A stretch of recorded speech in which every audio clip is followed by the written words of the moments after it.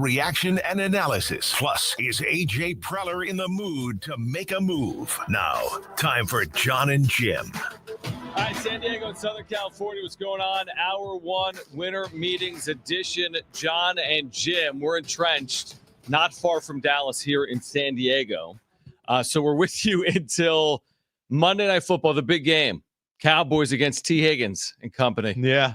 Whatever that team one. that is. But Cowboys tonight. Bengals, Jon. Cowboys-Bengals tonight coming up on San Diego Sports. You know what else it 760. is, don't you? It's that stupid Simpsons game tonight. All right, we'll get into that. Yeah. We'll get into that. Sean Lewis, by the way, will join us, San Diego State head football coach, at 3 p.m. today. Mike Shildt has essentially made a prediction of Roki Sasaki to the Padres to kick off the winter meetings. Okay. So here's how I look at it, Jim. We'll hear from Mike Shildt, then react. He either knows something or he's going to look like an idiot. There's no in between here. Let's hear from Mike Shildt and react to this. He sounded pretty confident in speaking with MLB Network Radio today from Dallas. Should be very legitimate contenders. We fully expect to be right in the mix, and actually at the end of the day, have Sasaki a Padre. Yeah. We've got AJ's done a tremendous job. The organization's done a tremendous job of making sure that we're very relevant internationally. Our roster speaks to it. We have a bunch of, we've got, obviously Darvish, and we've got, Yuki from Japan. We had Kimi over from Korea, and, multicultural club that, is open to that. I know, heck, AJ speaks Japanese. He worked on learning Japanese to, recruit, Otani years ago. And I know they got really close there. So, we got Nomo in the organization that clearly is well respected, rightfully, in Japan. So we've got a lot of inroads, to get to Sasaki and make that happen. And I know we're going to put the full court press to make it happen. And we're very optimistic. Well, AJ knows like Japanese. Deal's done. What? And Nomo's in the organization. I had forgotten. What is he thinking? What is he saying? Oh, my God. Now, could he know something? Bro, you think Shilt's going to have anything to do with trying to land Roki Sasaki? No, but I'm saying, could Shildt have talked to Preller, and Preller's like, yo, this thing's done? Here's how I view it. I view it as Shildt is the ultimate optimist. The house could be on fire, and he would be like, everything's fine. If he is saying this about Roki Sasaki and I'm AJ Preller, I'm immediately calling him on the phone and saying, what the hell are you doing? Because guess what you have done now, Shilty? If you don't land Sasaki and he goes to the Dodgers, you're going to look like an idiot, and you're going to piss off the fans even more this offseason. Did Roberts do something with Otani last year at the winter meetings where he spoke out of turn? Not to this But extent. Do you remember us talking about something related to Otani and Roberts, and they kind of had to track on it? Andrew Friedman's probably like, dude, bro, you what can't are be you doing? saying that. Yeah. Same thing with Mike Shildt. Bro, I like the optimism. I hope they land Sasaki too. But he's like walking up to the line of saying, basically, we are going to land this guy this offseason. What he actually kind of does refer to it. We expect to land Sasaki this offseason. On the day that he's posted, he cannot sign until January 15th. He must sign by January 23rd. He's just basically gone down the path where if they don't land him, every Padres fan is going to be pissed off. Yep. Because the manager of the Padres on day one of the winter meeting said, we expect to land Roki Sasaki. That is such a strong statement when you consider the interest in this player. I mean, heading into the winter meetings, it's not like most people consider the Padres to be the favorite. Some people believe the Padres will be in. They'll clearly be in on Roki Sasaki, but that doesn't change the interest from the Dodgers and from other teams. And when I heard that today, I had to do a double take. I thought there were only two things that could be true. There's no in between here. He either has information that he just shared publicly, which to me makes no sense. I agree with you. They don't do that. Or he's going to look really bad if this doesn't come to fruition.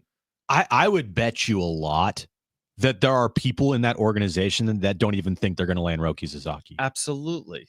And for Shildt to say that, putting the front office in a really tough spot here. You have just wrote a check that you potentially can't cash because if you don't, like, yeah, dude, you don't land Sasaki, bro, it's pitchforks. Like, the fan base will not be happy. They already won't be happy if you don't land Sasaki in the first place, but now you've doubled down. You have put pressure on AJ Preller in the front office to go out and land him. And if you don't, But AJ knows Japanese. oh, that's right. They have Dale Nomo as well. I don't think that part of his like coming over to the U.S. is like which GM knows Japanese, and the ones that don't know Japanese, I'm going to cross off the list. I mean, it's a very interesting, strong statement from Mike Shildt when everything is happening around you. Juan Soto, the record-breaking deal.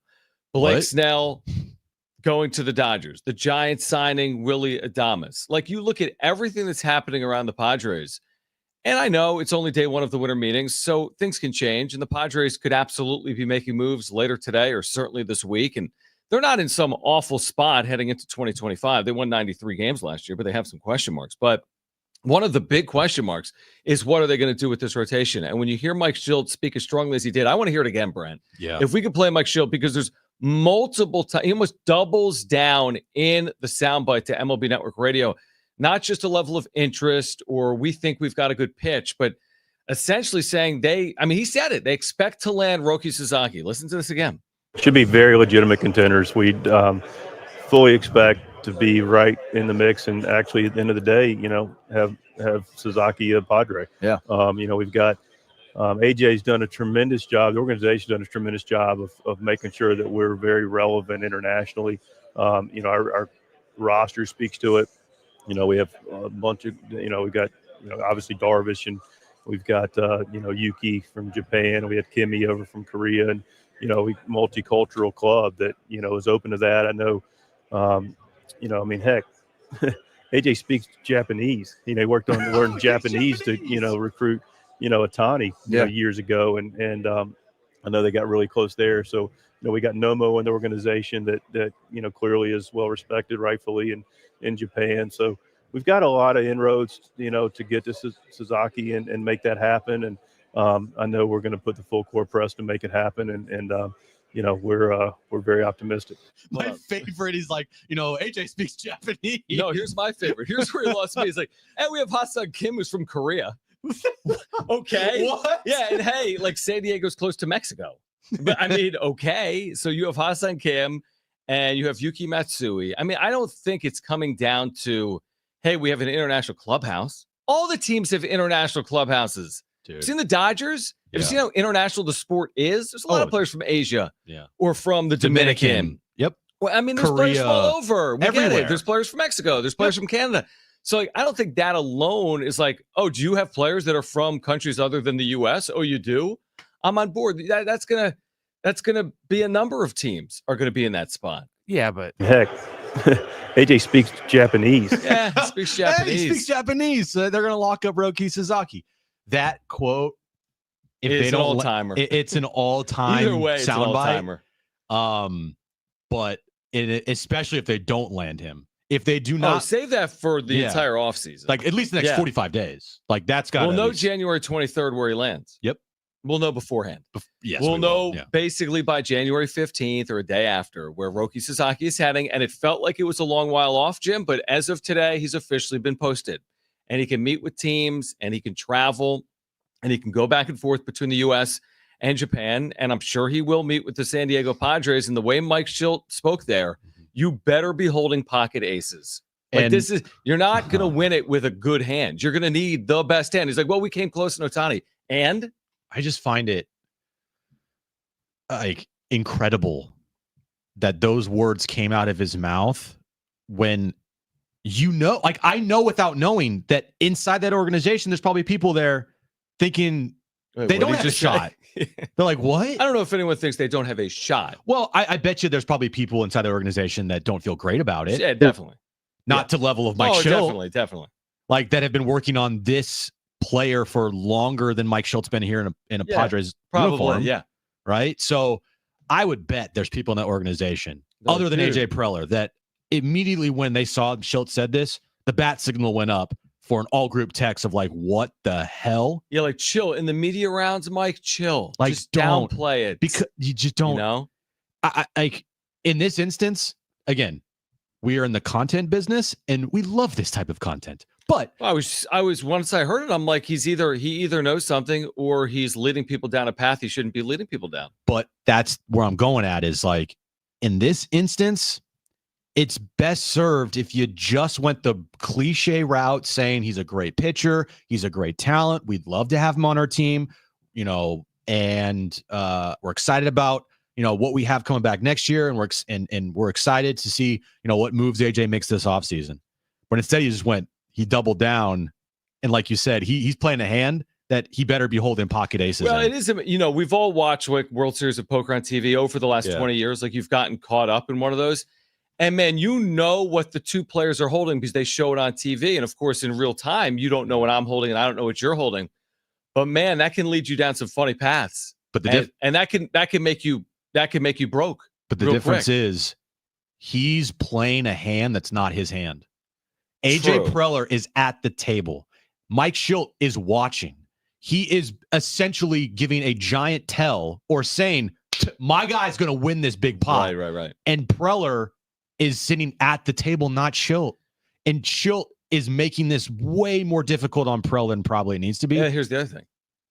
It's incredible he said that. Here's the other thing. Unlike in poker where you might be head-to-head with someone at the end of a hand, there could be 8 different real parties involved. It could be not just the Dodgers, not just the Giants, not just the Yankees, not just the Mets. I mean, it's not like who's going to blink first, me and you. You're the Dodgers, I'm the Padres. We have no idea. Jeff Passan wrote last week there could be a mystery team. He wrote about the Cubs and the Rangers. This isn't a 50-50 coin flip proposition between the Padres and the Dodgers who blinks first. Mm-hmm. This could be very arduous, the path. It could have twists and turns. Yeah, Mike Shildt on day one. Dude got posted at 7 a.m. Pacific. By 8:30, Mike Shildt's like, yeah, we think we're going to land him. He's a Padre. Yeah, it's been an hour. I talked to AJ. He likes him too. We both like him. He's really good. And we think we'll land him. I'm not upset at this. Like, it might come off like we're upset. No, we are just saying you have now put yourself in a position where you have to land Roki Sasaki. Have to. Like that, there's no other option now. Just that. You got to land Roki Sasaki, or this quote is going to turn into a disaster quote for however long Shilt's here as a manager of the Padres. Especially if he ends up in LA. Oh, if he ends up in LA, the bad offseason becomes even worse.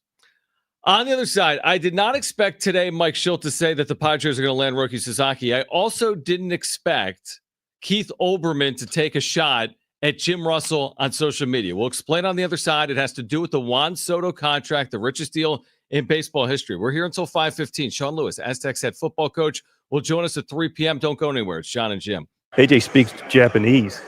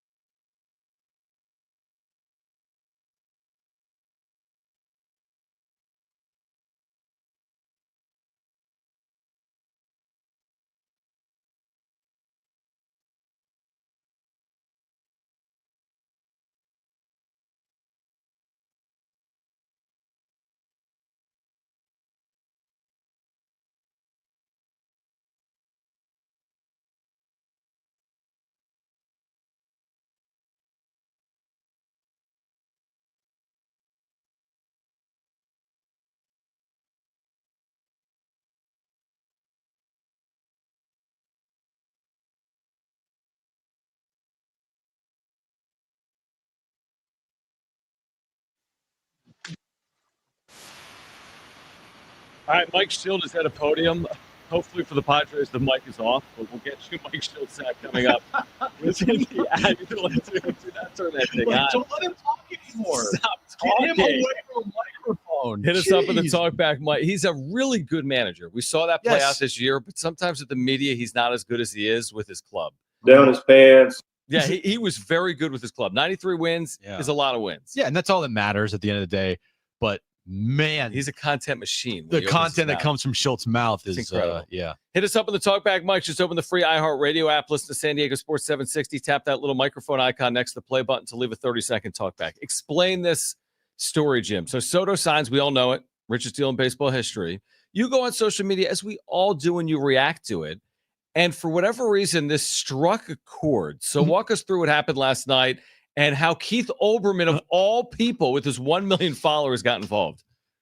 And you might have to remind people who Keith Olbermann is. He hasn't been relevant in a while. Yeah, former SportsCenter anchor. Known to us for SportsCenter. Yes. A lot of our listeners for SportsCenter. Then he had his own show for a while. MSNBC. It was on news station. And then he went kind of kooky and off the rails. And now he's just posting stuff on social media all the time. And now he's replying to you. So he's hit like rock bottom. Okay. Yeah, exactly. Yeah. So Juan Soto signs last night with the New York Mets. I quote tweeted Passan's tweet. Yeah. And this is what I said. I think a lot of people are, and I agree. And when I read this, I understand. Probably should have worded it better, but whatever. I don't care. No, you? It wasn't perfectly worded. Let's hear it. I said people actually thought he was going to sign in San Diego before hitting free agency. Dude went for the most money, zero loyalty to anybody, just dollar signs. It is spot on. Now, you said it very sharply. Yes. I mean, critically, but that's really what professional athletes often do. Yeah, hey, if you remember, the two teams that Manny Machado was going to go for that offered the most money were the White Sox and the Padres. And at the time, both those franchises were irrelevant. And guess what? He was going there for the money, which is Right. what professional athletes are probably supposed to do. They're parts Right. of unions. That's Yes. what they do. Yes. So a lot of these players, close to damn near, I would say 90% Signed plus. for the most money. They signed Happens for a the lot. most money. There's not much loyalty there. I guarantee you, for all the great things that Jackson Merrill has said about wanting to be a Padre forever, if he becomes a free agent and someone offers him more money than the Padres, There's a good guess chance what? he leaves. He's probably going to leave. Yep. That's just how it works. It sucks, but that's just how it works. I agree. So that tweet blew up, and you had some people like Brandon McCarthy was going after me this morning, former pitcher in baseball. Oh, yeah. He's good on social. He has been. He has been. Yeah. And so he was going at me, and I'm like, guys, everyone, and I was Relax. trying to respond to a lot of people. They're like, loyalty? What are you talking about? I'm like, did I say he had to be loyal to anybody? I was pointing out a fact Yeah, it's a fact. that, The loyalty was to the bottom line. yes, and you kind of knew that from the beginning, that once the season ended, Yes. you hear Juan Soto speak, it was a bidding war. His agent is Scott Boras. We've talked about his free agency since the middle of 3 years ago at the Nationals. There's no hometown discounts. There never was going to be a hometown discount. And I was mostly tweeting that out to point out the picture of, still, anybody that thought that the Padres were going to sign Juan Soto before he hit free agency, after seeing now the money that he's got, Right. You're saying it's laughable? it's laughable. Right. It's ridiculous. There's no way in hell the Padres had a chance, right. even with Juan Soto here. Look at the freaking Yankees. So Yeah, they didn't even land him. They didn't even land him. And they offered him $760 million. So then Keith Olbermann chimes in and says this. I'm sorry, who traded him to San Diego? Were the Nats guilty of, quote, zero loyalty? Was Machado? You want to play this game? The Padres are going to look just as dirty as everybody you try to scapegoat. That doesn't even make sense to me. Couple of things. The Nationals actually tried to extend Juan Soto. When they learned they couldn't, what were they supposed to do? It takes two. They tried to extend Juan Soto. Once they couldn't, they traded him away. It's no secret, like we just said, professional athletes often sign for the most money. Manny Machado is included. Mhm. This is the business of sport. All you were doing, correct me if I'm wrong, was detailing that it is business. Yes. Sometimes we forget about it. We say, oh, it's our favorite player. We wear their jersey. We go to their games. At the end of the day, this is some of the biggest business in the country. High leverage, high money, high stakes. And it was on display when he signed for $765 million. And I guarantee you people took that tweet as saying, Why should Juan Soto Right. be loyal to the Yankees? Right, I'm like, right. I never said he should You're be just loyal. saying in general. I'm in general saying that the dude had no loyalty to any team because this is a business, and he went out and got the most money, as he should. Yeah, I was going to say, like, kind of respect it. I mean, it's capitalism. And Yeah. when you're the best at something and you're going to be compensated appropriately, and it's like everyone always says, there was a head coach this week in FBS that was like, well, if someone's going to triple your salary, Mr. Journalist asking me this question, wouldn't you consider it? Like, Barry Odom just went from UNLV to Purdue because the money is greater. Right. Yeah, it's like that is the business. I mean, truthfully, we would go somewhere else for more I would leave money. you in a second. Yeah, I mean, I would leave you even for less money, probably, if I'm being honest. I'd probably leave you for no job. But again, like the fact that people took that, and I guess I can understand it because I didn't say like at the end, like I respect his decision or whatever. No, it was kind of like you were taking a shot at Juan Soto. Like I think that's what people thought. I was taking a shot at Juan Soto for, quote, not being loyal to the Yankees. I got a text from my buddy in Vegas, Tim Murray. He's like, what is Jim talking about? Did he really? Yeah, and I explained, and we went back and forth. And I'm like, no, this is A, what Jim feels, and B, he gets a lot of reaction to his honest assessments. It's there's no shade on Juan Soto here. The shade is at the people who thought that the Padres had a legitimate chance before Juan Soto hit free agency to re-sign him to a long-term contract. That's where my shot lies in. Mm-hmm. That was never going to happen. No chance. He turned down $440 million from the Nationals. You think he's going to take all of a sudden $500 from the Padres? Right. It's not. No, he got $765 from the Mets. Yeah, it's not even close. And maybe, just maybe, this whole time he wanted to be a Met. Like, has anybody thought about that? That no, maybe this is not possible. Well, because of Steve Cohen and knowing that he could pay the most money. Like, I'm not saying he wanted to be a Met because he wanted to put on the Mets uniform. He ultimately wanted the last offer. It's like when you're selling a house and you're like, man, I really hope Jim and Aaron come back here because they're loaded. They'll drive the price up. It seemed like Aaron just was head over heels for the house. She was sharing things she shouldn't have shared. Right. This home's amazing, Jim. Can you imagine living here? And like, oh, they're gonna give us the best offer. She's head over heels for the home. It's like we need those people to drive this price up. That's what Steve Cohen represents. Yes. So did anybody think like because of Steve Cohen's deep pockets, this is a drop in the bucket to him? This means like as far as money goes, Steve Cohen, when he got this deal done, wherever he was at, if he was drinking a martini or eating a prime rib steak, he looks at his phone. Cool, deal done. All right, can I get another martini? Like, he's not sweating this at all. His worth, according to Google, is over $21 billion. Yeah, this means nothing. And this over 15 years would represent, what is that, 2 to 3% of that? Of his worth. And now, that doesn't even take into account that the Mets are worth a fortune of money. And the value of the franchise is only going up there. So you're right. Steve Cohen is good for it. And Juan Soto got what he wanted at the end of the day. Now, you're in New York. You still got to win. Yeah. You can't just for 15 years be sitting there and just, having a good year. I mean, you're going to have to win a World Series. You got to win. But he's in a situation where, guess what they're going to do? Oh, they'll build. They're going to spend a lot of money. This will not prevent Steve Cohen from spending big time again. But again, like, I never said... I can't believe Juan Soto wasn't, quote, loyal to the Yankees. I was pointing out a fact, which is a fact, that guess what? Juan Soto, as he should have done, like most baseball players do, there's no loyalty to a team. If a team is not going to give you what you want, then you're going to go elsewhere. That's what he did. Did you reply to Keith Olbermann? I did. My reply to Keith was, yeah, shut the F up. He said, Keith, STFU. I replied with a popcorn meme emoji. All right, on the other side, AJ Preller, do something, ? It's the winter meetings and Jon and Jim. Stay with us.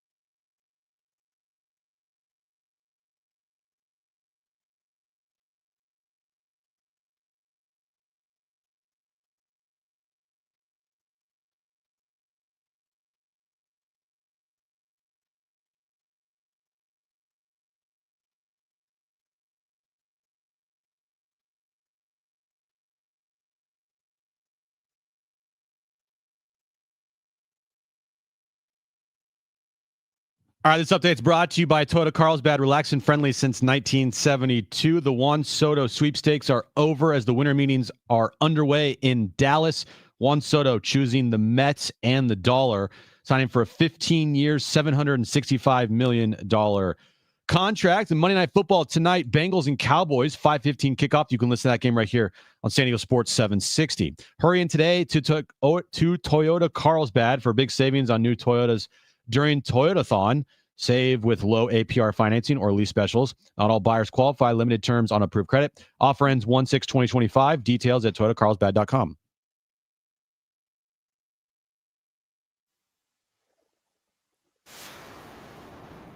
All right, Sean Lewis at 3 p.m. Also, the real reason why Juan Soto chose the Mets over the Yankees. That's coming up later this hour in about 15 minutes. Let's get to the Padres. Like, the Padres beyond words. From Mike Shildt, he expects Roki Sasaki to be in a Padres uniform. Okay. Maybe a leap of faith, maybe not. We'll find out in the weeks ahead. But you look at the activity around baseball to start the winter, and it's impressive, the amount of activity. The Juan Soto deal is record-breaking. The Blake Snell deal is significant. The Willy Adames deal is a huge deal.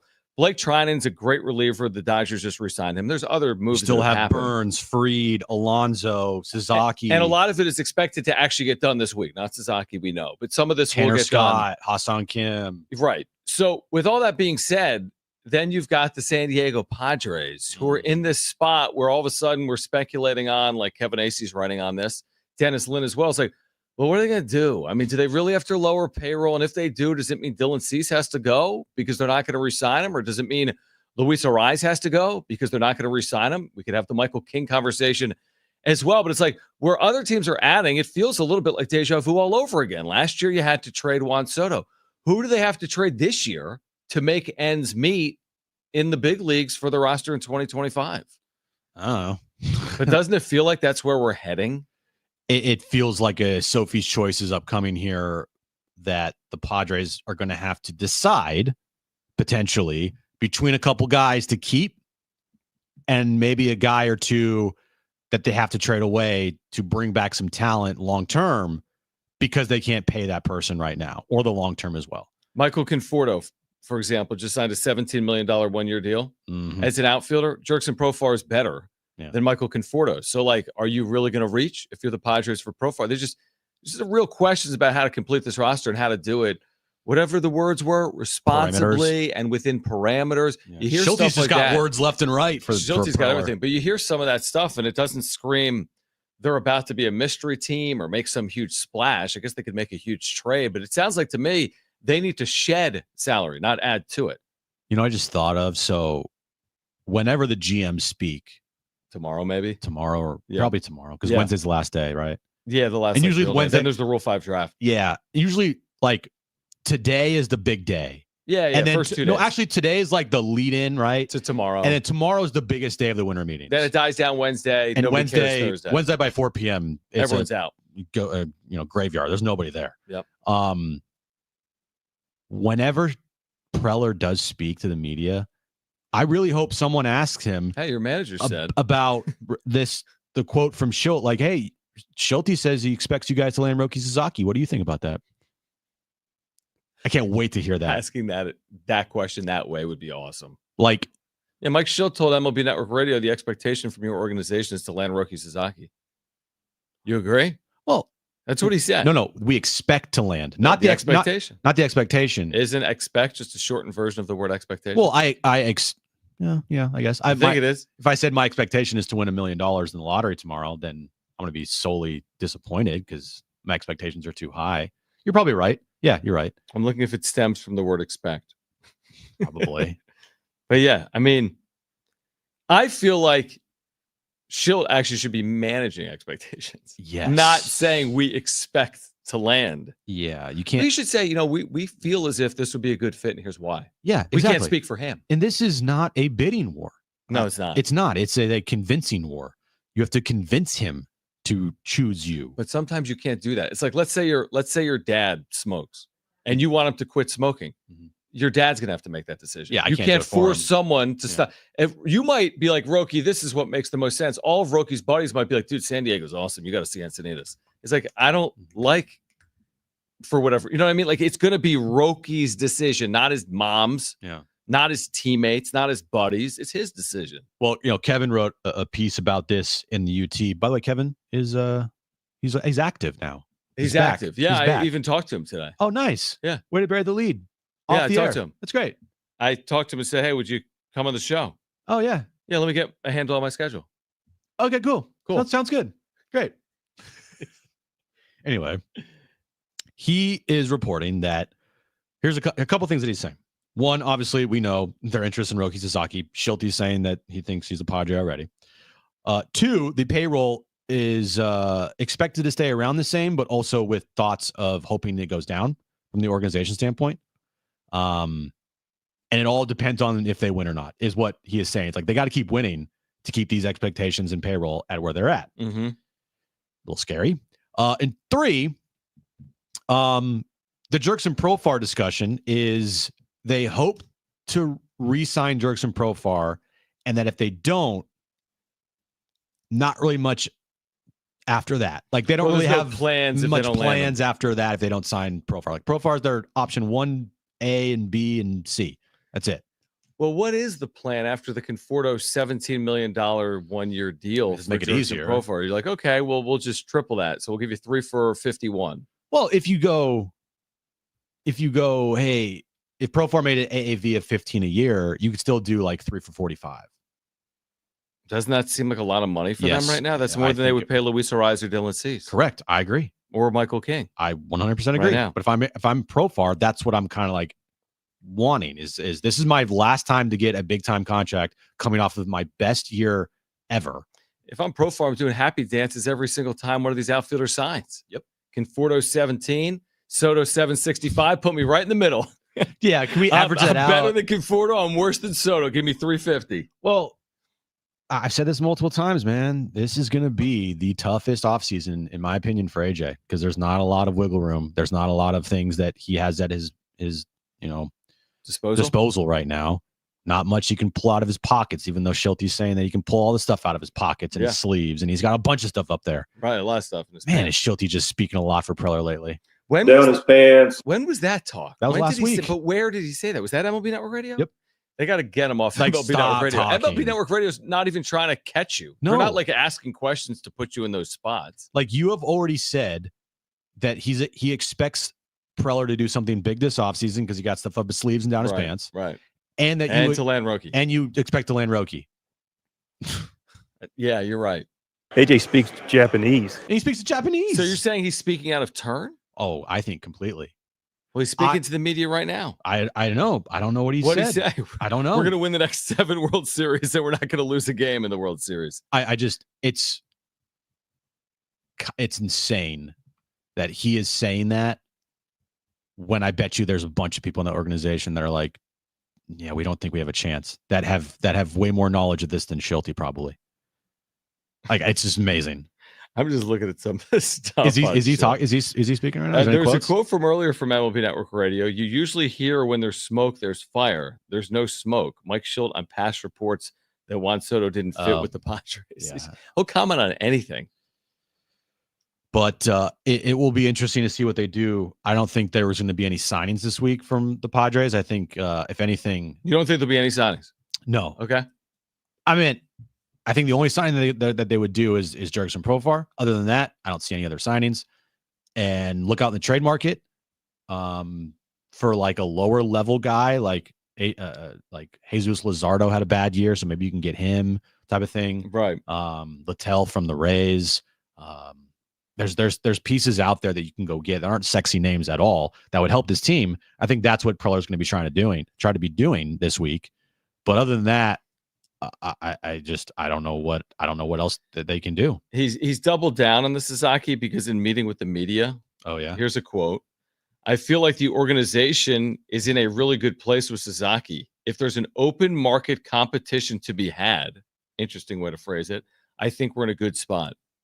As if to say, if the decision hasn't already been made, we can land him. It's kind of a weird thing to say. If there's an open market competition to be had, I think we're in a good spot. I kind of wonder if he is speaking out of turn. Like, how do you know? How can you be so confident about Roki Sasaki if you're the manager of the Padres right now? I mean, we're gonna know once Preller speaks, kind of like the tone of the thing. reaction. Yeah, because if Preller shoots this down, then we know Shildt is just speaking out of turn here. he's rogue. Maybe Preller's on a plane right now to Dallas, and he hasn't seen what Shildt has said today. No, No, he's in Dallas. All right, the real reason why Juan Soto chose the Mets over the Yankees, that's next, plus Sean Lewis, San Diego State football coach at 3 p.m. It's Jon and Jim.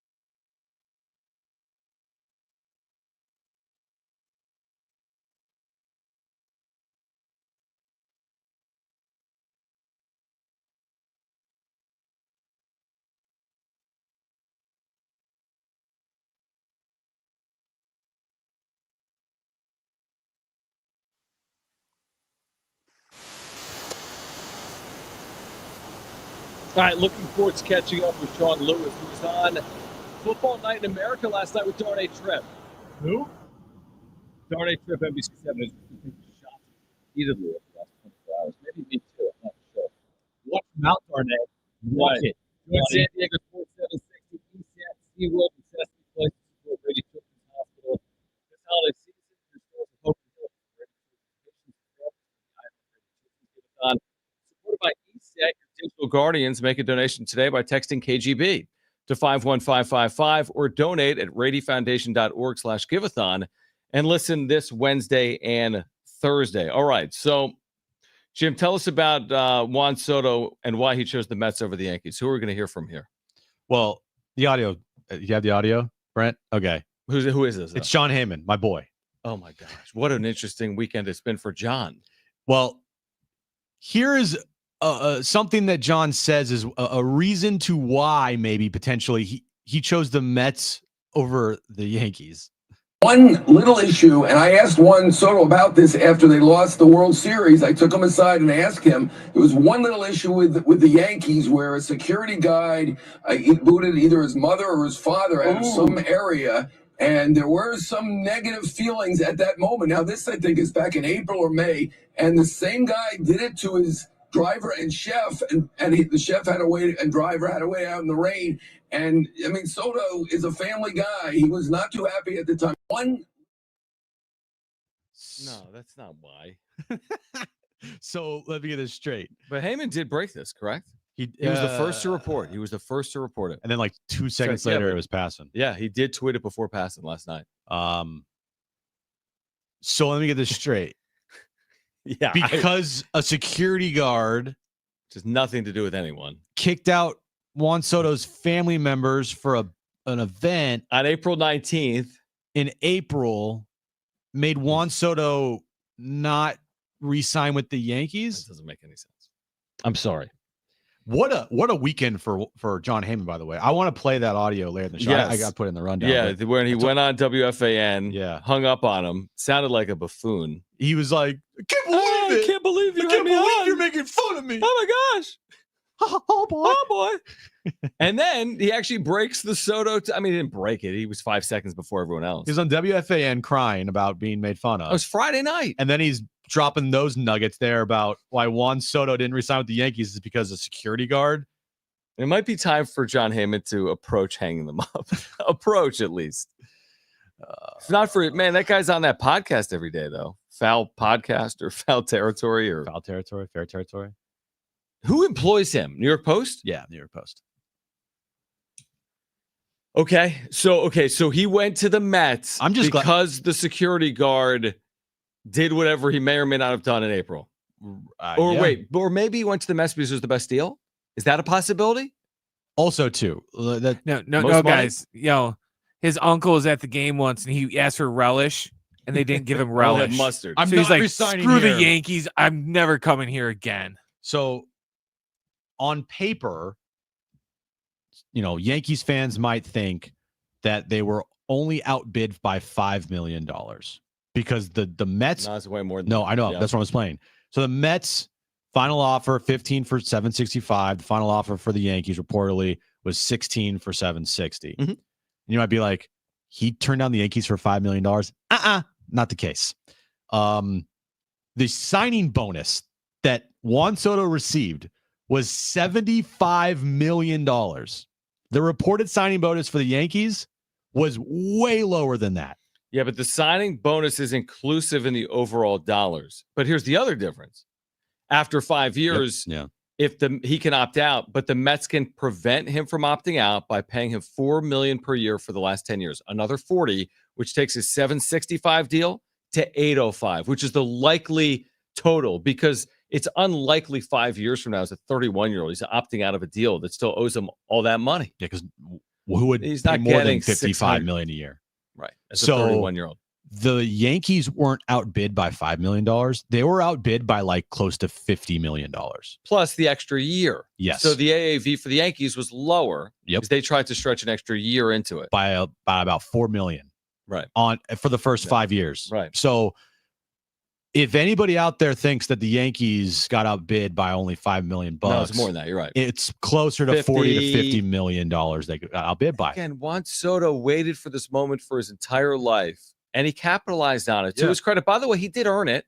This wasn't skating around his system. He did it. It was his performance. It's performance-based. Yeah, I wouldn't pay him that. I don't think he's worth that, no. Nor do I, but his numbers speak for himself. He had a very good year in 2024. He was in a World Series. He played well in the postseason. His career offensive numbers and modern-day analytics and metrics suggest Juan Soto is right there with the elites. Mm-hmm. And he got rewarded based on his play. And the Yankees, were willing to go that high, but that I'm sure was one of those like, oh, we got to go this high right now. Mets, Steve Cohen's like, well, what else do you need? It's a bad day for Yankees fans in New York. There's no other way to spin it. Your lone season with Soto, you go to the World Series for the first time in forever. Mm-hmm. You have your October end in the manner in which it did, and then you lose Juan Soto to the other team. I mean, the other team in Queens, deeper pockets than you, the richest team in the history of the sport, the New York Yankees, but the team across town has richer pockets now than you do. Mm-hmm. That's a tough pill to swallow for Yankee fans. Yeah, it feels like when Soto became a free agent, end of the World Series, we both mentioned, like, watch out for the Mets, dude. And now, after it's all done with, there's the Mets. It kind of feels like it was going to be the Mets the whole time. Maybe. Because Steve Cohen was not going to be outbid. He was going to have if he was able to provide the last offer, he was going to win. He was never going to be outbid. Yep.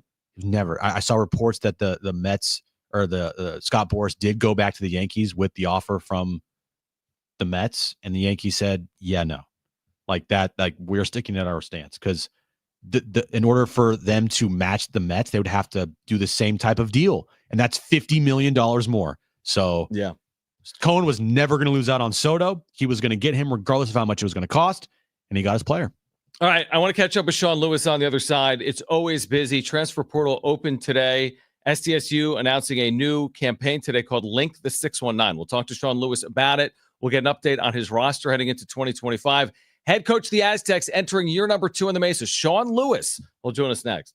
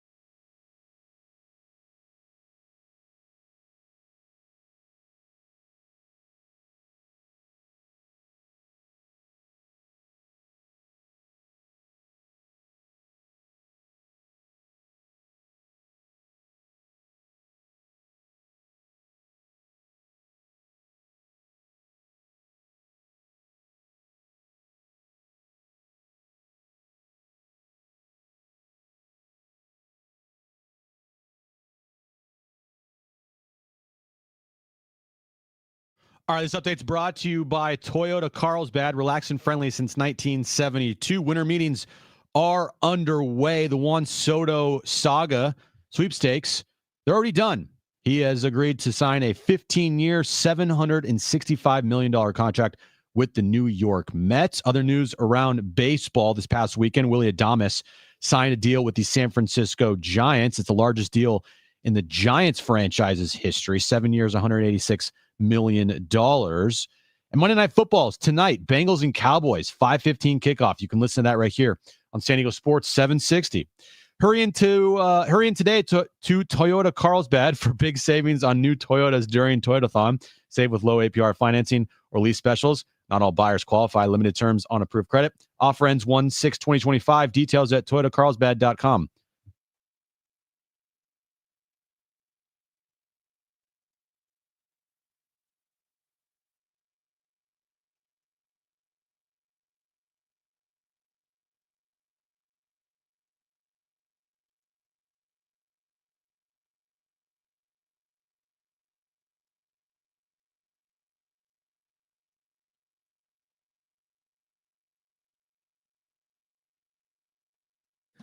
All right, San Diego and Southern California, what's going on? This is hour 2 of Jon and Jim. We're here until Monday Night Football, Bengals, Cowboys from Big D, 5:15. You can hear it on San Diego Sports 760. We'll connect with Sean Lewis momentarily, as it's always a fascinating time in college athletics, and that remains the case. The transfer portal today has opened. The recruiting class just closed, I guess, for 2025. So it's always compelling. It's always interesting. We'll talk to Sean Lewis about the state of his program here coming up momentarily. And again, we've got great giveaways today. We have Holiday Bowl tickets to give away. We'll do that in the 4 o'clock hour. We have San Diego State basketball tickets to give away here today as well. So be listening. Your chance to win some great prizes coming up here today on Jon and Jim. But it's always great to connect with Sean Lewis, head coach of the Aztecs. They announced this brand new initiative today that we're going to get into. The Link the 619, which is really about supporting student athletes now and moving forward on the Mason. Let's start there, Coach, and we appreciate you taking time, Sean, for us here on the home of the Aztecs, San Diego Sports 760. What does it mean to keep this core intact? We saw the messaging on social media, the Trey Whites and Tano Latulis, Dalshawn Staley, Chris Johnson, one of your offensive linemen as well, Ross Ulagulu. How critical is that as you move to 2025? And as always, thanks for hopping on. Yeah, guys, appreciate the time. Critically important, right? We've talked about it a bunch ever since we showed up a year ago that, our talent acquisition process is going to start at home, and there's nothing more important than our locker room, right? And what we've built and the work that we've done, and to have the leaders in our program, to have Trey White, Chris Johnson, Tano Latui, Big Ross, and Dalshawn Staley, amongst countless others, right, that have, reaffirmed their commitment to what we're doing, the vision that we have in place, and their loyalty and their, to the soil here is everything. And on the flip side, the players that announced that they were entering the transfer portal, it looks like you're going to be looking for a couple more wide receivers, and obviously the running back room now with Coop, not going to be there next year. Keen Christian into the transfer portal. Your thoughts on those players entering the transfer portal, and what do you plan on doing to replace those guys on this team? Yeah, obviously, again, everyone has the opportunity to do what they feel is best for, themselves and for their families, and with the opportunity that is provided by the transfer portal. And again, I wish them all the best. We'll continue to have conversations with certain members, certain individuals that, have gone in, and maybe we can get them to come on back once they realize that what we have here is so special. But again, we're going to utilize all talent buckets that are out there, right? Whether it's the high school ranks, whether it's the junior college ranks, it's the transfer portal with undergraduates and grad transfers. We get the great opportunity ahead of us here, to reconstruct the roster and to go get playmakers and run stoppers and fortify our offensive line and, get all the pieces in place that we need to have the competitive depth that is necessary to compete at a championship level. You mentioned there that, you maybe hope to bring some guys back that have entered the transfer portal already for your program. That's a philosophy that is interesting to me, because most times when kids enter the transfer portal, the likelihood of them returning isn't very high at all. So bringing guys back, how does that process work for you? If someone in your program enters the transfer portal, it's almost like you have to re-recruit them, right? Yeah, a little bit, right? But you have a for us now, we've had a year's worth of days that we've worked together and experiences and moments that we've shared. Right. And so, again, you continue the conversation, in terms of what's important to them, what it is that they're looking for, and how that's all right here, and it's happening in a spot where they have, a role that they can build upon, and they have relationships in the locker room, so they don't need to start all over again. They don't need to start all fresh, and, can create the pathways and the opportunities, that they're looking for. But again, that'll be on a case-by-case basis off of everything, and we'll see where it goes. Sean Lewis with us right now, home of the Aztecs, San Diego Sports 760. Coach, as you know, there's no dull moments in what you do. Coaching changes are a part of it as well. Your defensive coordinator, Eric Schmidt, getting a great opportunity, obviously, to go to his alma mater and be the head coach at the University of North Dakota. So what does that mean as you look forward here for your next DC? What are you looking for? And obviously, it's exciting for, I'm sure, Eric Schmidt to have that opportunity. Yeah, I mean, first off, for Eric and his family, right? I mean, he's a great professional, and he did tremendous work for us on his time on the Mesa here at San Diego State. And for him to, get the call to go back home and to serve that program and to lead it, I know he's going to do exceptional work, and really, really excited for him and his family. And for us, right, we're in a great position to where, again, San Diego State is known for tremendous defensive football. And obviously, we put good work into that process to continue that legacy a year ago. There's been an unlimited amount of calls that I've received. I feel like my phone is, a part of the yellow pages right now with the number of PDFs and resumes and calls that have been, extended. So, we'll vet out all the candidates. I've learned, John, enough here, in my time as a head coach where change is inevitable, and, have had some turnover on the staff before. So have a short list of candidates as well that we'll vet through, but we're going to find the right person to lead and, to play elite defense here at San Diego State.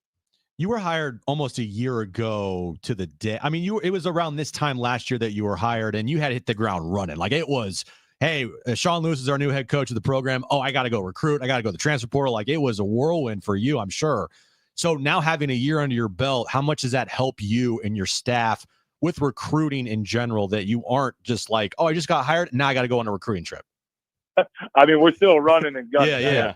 Right? There's still so much that needs to be done, and that's just the frequency and the cadence and the pace that is this industry, and it's just all these tremendous opportunities to compete. But having, had a year here, the thing that is great now is that you know who to go to get things done, right? And to be able to, all right, hey, when we have prospects coming to campus, who are the people that can find the solutions for you, and you know how to move and shake at your home, because this place is home, and you've gotten accustomed to build those relationships within the building and how to make things happen. So that just gives you obviously greater confidence to be able to move with conviction, to do the things that we need to do to build this thing up to where we expect it to be and where our fans expect it to be as well. Sean, can you tell our listeners about this Link the 619 campaign, I guess about the overall importance of name, image, and likeness to your program? Because, and correct me if I'm wrong, I mean, to keep players like Trey White and Tano and others, it takes community support. It takes campaigns like the ones that you launched today, this Link the 619. So for our listeners, what do you want them to know about ways in which they can support your program to help retain and also help add to your roster moving forward? Yeah, I mean, so obviously the Link, the 619 campaign is our way to honor the past, to empower the present, and to unite the future going forward, of the original 619 area code and that footprint that is all near and dear to our hearts, right? And the importance that the collectives play, that NIL play, in the talent acquisition process of collegiate football right now. It's always been about the talent. It's always been about the people. And to your point, right, if you don't have a robust NIL compensation package for these guys, they're not going to do the job for free, because they have earned the right to monetize off of their name, image, and likeness. So be able to keep our hometown heroes home and to be competitive in this space, we need the community support. Our community has stepped up. the way that they did, for the past year since we've been here, but to reach the height that we all want, that we all know that we are capable of, we need to do more. No different than how we ask our kids to do more in the weight room, in the classroom, in the community, right? We as a community need to do more to back these guys, to support these guys, so that we can get to the level of our peers and to compete within the white lines, right, at a championship level, because we're able to acquire the talent, right, that winning at the level we want is capable of. AztecLink.com, by the way, for our listeners. AztecLink.com. Sean, Rome was never built in a day. Like it takes time for these things to be built up to where you aspire to be as a program that is competing for Mountain West Conference championships, and eventually in the future being, competing for a spot in the college football playoff. But year one, 3-9. There were times where the offense, putting up not a lot of points, and Aztec Fast is the mantra. But to the fans out there that were less than thrilled with what they saw in year one, what can you tell them to give them hope going into the future here that this program will eventually get to that spot where you're talking to get to? Yeah, because we're so close. When you think about, obviously, the Central Michigan game, and that being a 1-point game, the Wazoo game was a 1-possession game, the New Mexico game was a 1-possession game. We're so close to pushing through, and the only way to get to the other side is to continue to fight, to continue to claw, to continue to battle together. And we got a group of guys, again, like with the Trey Whites, with the Big Rosses, with the Chris Johnsons, with the Tano Latulis, with Elshawn Staley, with Cam Davis, with Lucky Sutton, guys who have put in tremendous work while they've been waiting for their time, for them to be able to go forward to do great things. We need our community to rally around us. We need them to buy tickets, to be in Snapdragon with us, to create an unbelievable home field advantage. And that will give us all that we need to continue to do this great work collectively together, to know that we're going to get this thing to where it's capable of doing, because we've done it before. We got conviction in our plan, and we got kids that believe in it, and we're going to go to where we're capable of getting to. Sean, do you have a feel for Danny O'Neill's timeline coming off a shoulder at the end of the year, in terms of when he'll be back available to you? Is it a spring timeline? Is it a summer or fall timeline, or is it still too early to know? It's still early on in the process, but feel confident he'll be able to do some things with us this spring. All right. So again, for Aztec fans, AztecLink.com. You can learn more about this link, the 619 campaign. Again, the good news coming within the last really 48 or 72 hours. Guys like Trey White, among the leaders in the nation, and TFLs and sacks, and Chris Johnson and Tano Latuli, Elshawn Staley. Ross on the offensive line. Guys that have really good years. We'll be back on the Mesa. And again, to support these student athletes and more moving forward, go to AztecLink.com. Sean, we always appreciate it. We know it's busy. We know it's the holidays, and we'll catch up with you again later in the year, early 2025. And thanks for hopping on. Thanks, Sean. Guys, appreciate it. Go Aztecs. All right. That is Sean Lewis, head coach at San Diego State, entering year 2 in 2025. Still a lot of work. He knows that. Like, he's not shying away from that. That's a lot of work to do. And you can say this about Sean. He is not a guy that's going to get outworked. Like, he is 100%. Always going to try and outwork everybody else. He is going to be the first guy there, last guy out of the room. And I think if you're an Aztecs fan, that's good to hear. You just hope that all this hard work that he is doing does translate into wins on the field. Yeah, again, it's sports, so there's always some unknowns in it. I just go back to when he took the Kent State job. Maybe it's a different time, although it was only 6 years ago. Different resources. He went 2-10. His first year, he was 7-6. In his second year, +5 in wins and losses is a big jump between year 1 and year 2. We're in a new world with NIL and transfer portal. He mentioned right there in the returnees, and not that Lucky Sutton. Local running back was in that list. He said Cam Davis, who spelled Marquez Cooper a little bit in the second half of the year. So, again, I think today, we could talk more about it as well. I think today's in a better spot than he was a year ago today, because I just think he's got some key pieces that he relied on in 2024 back. Mm-hmm. He didn't know heading into 2024 who his key pieces were from 2023 that he would have back. Now he knows. Mm-hmm. He's got, we mentioned 5 starters on defense. I don't even know who else, but he mentioned 5 stars on defense. He didn't even have 5 starters across offense or defense back in 2024. So I just feel as if he's in a better spot heading into 2025, but it'll play out on the field. No, I hope so. And building an offense, like, I'm sure for him, he can go out and be like, look, we can put you in this position. We can give you this. We can give you that. And I'm not going to say it's going to be easy for him to find offensive pieces to replace what is leaving in the portal. But his offensive style, everybody we've talked to says that it's great. Like that's the type of offense they want to be in. It's just now, can they in year 2 execute that offense to generate more points than they did this year, which I think a lot of fans are like sitting there thinking to themselves, this is what Aztec Fast is? Like Aztec Fast is putting up a lot of points really quickly, and that did not happen a lot this year. So hopefully next season, with the foundation that he has, quarterback, the offensive line pieces, bring in some new pieces. Like wide receiver is probably one of the easiest to adapt to.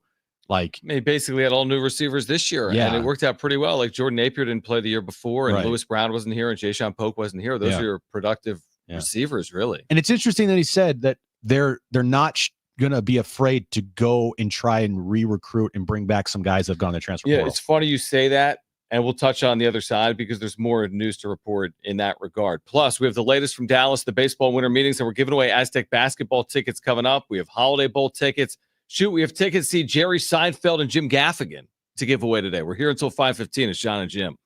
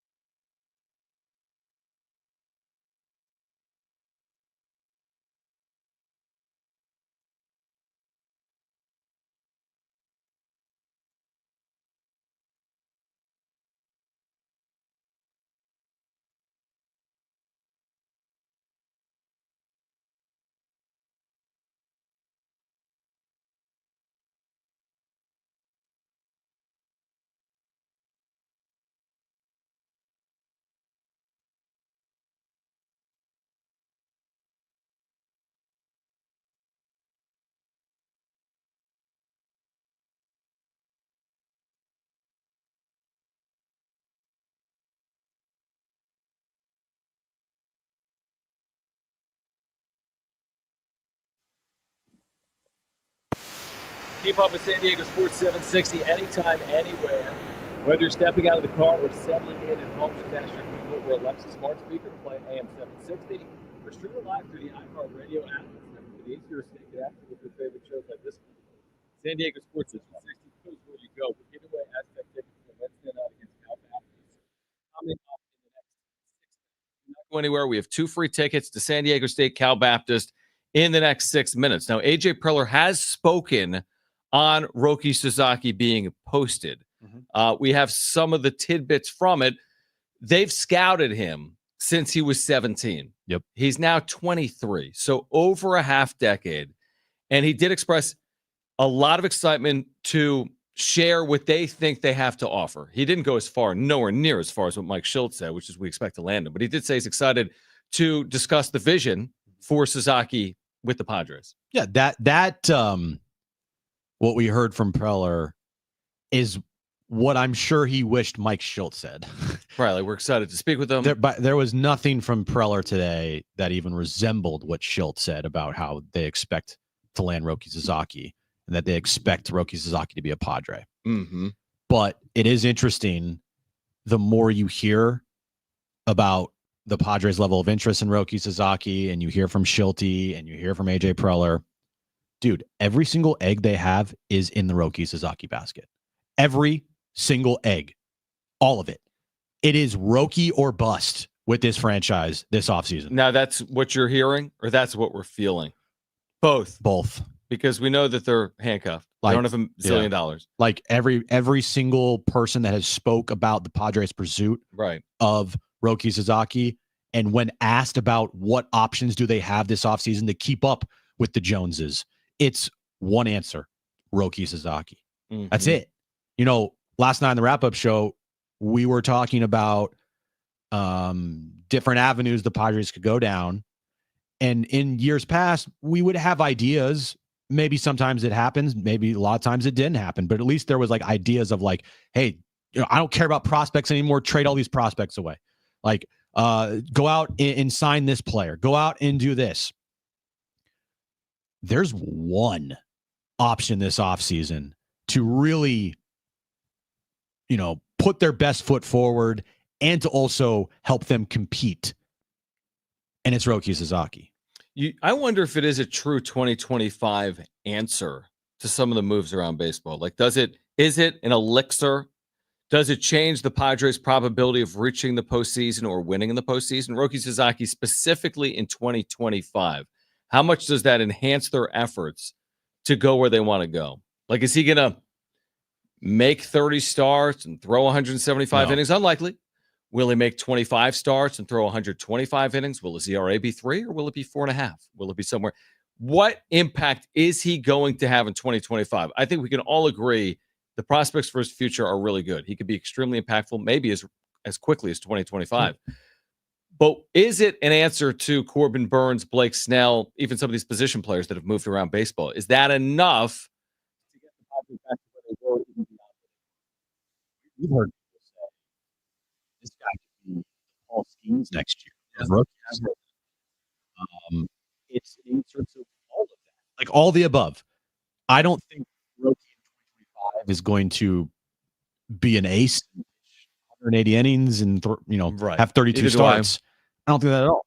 This is a long play deal with also hopes that he can help you right now in 2025, which I think he can help you in 2025.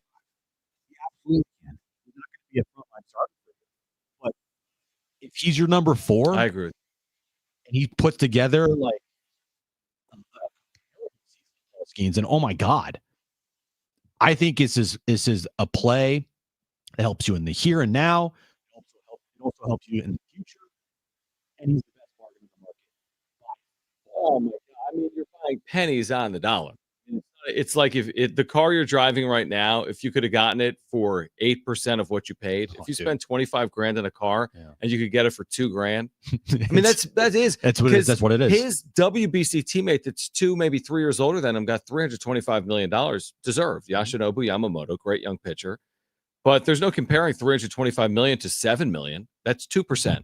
$7 million is 2% of $325 million. I mean, imagine if you could get your home for 2% of what you paid? What if you got your $700,000 home for $14,000? That's what but the problem is, doesn't everyone see that? Doesn't every team throw every egg at Roki Sasaki? Why is the Padres case so much more compelling than the other teams? Is at least in my mind. Like, what is it that's going to win them Sasaki? I don't fully know. Is it because Preller speaks Japanese? Is it because Hideo Nomo's in the organization? Yeah. I mean, Yoshinobu Yamamoto's stats over in Japan were insane.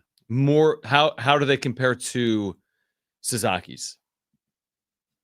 Well, can you pull up Roki Sasaki's numbers? numbers? You give me Yamamoto. I'll give you Yamamoto. So 7 seasons in NPB. Mm-hmm.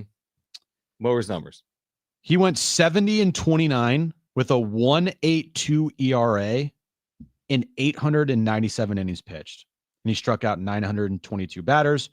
He walked only 206. Well, this guy's the same pitcher. He's got a 2.02 comparable. He's 30-15. That's 667 winning percentage.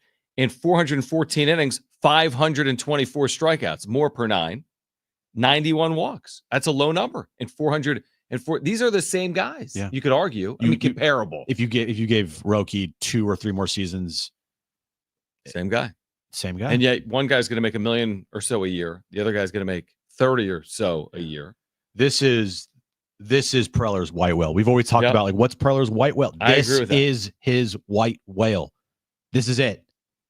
And if they don't land him, I think a lot of people in the organization are going to be like scratching their heads on where to go next. I think a lot of fans too. And fans will be pissed because of what Shildt said today has now put all the pressure on Preller to get this thing done. Let's give away a pair of tickets to see San Diego State Wednesday night at 7 p.m. against Cal Baptist at Viejas Arena. The first pair of tickets we're giving away today. If you don't win right now, more opportunities between now and 5:15. But caller 5, you're going. 877-767-4760. Caller 5, 2 free tickets to see the Aztecs against the Cal Baptist Lancers. Tickets are available at goaztecs.com. This is Wednesday night, 7 p.m. Caller 5, you're going. 877-767-4760. We still have Holiday Bowl tickets to give away. We have Jerry Seinfeld with Jim Gaffigan tickets to give away. The latest from the baseball winter meetings next on Jon and Jim.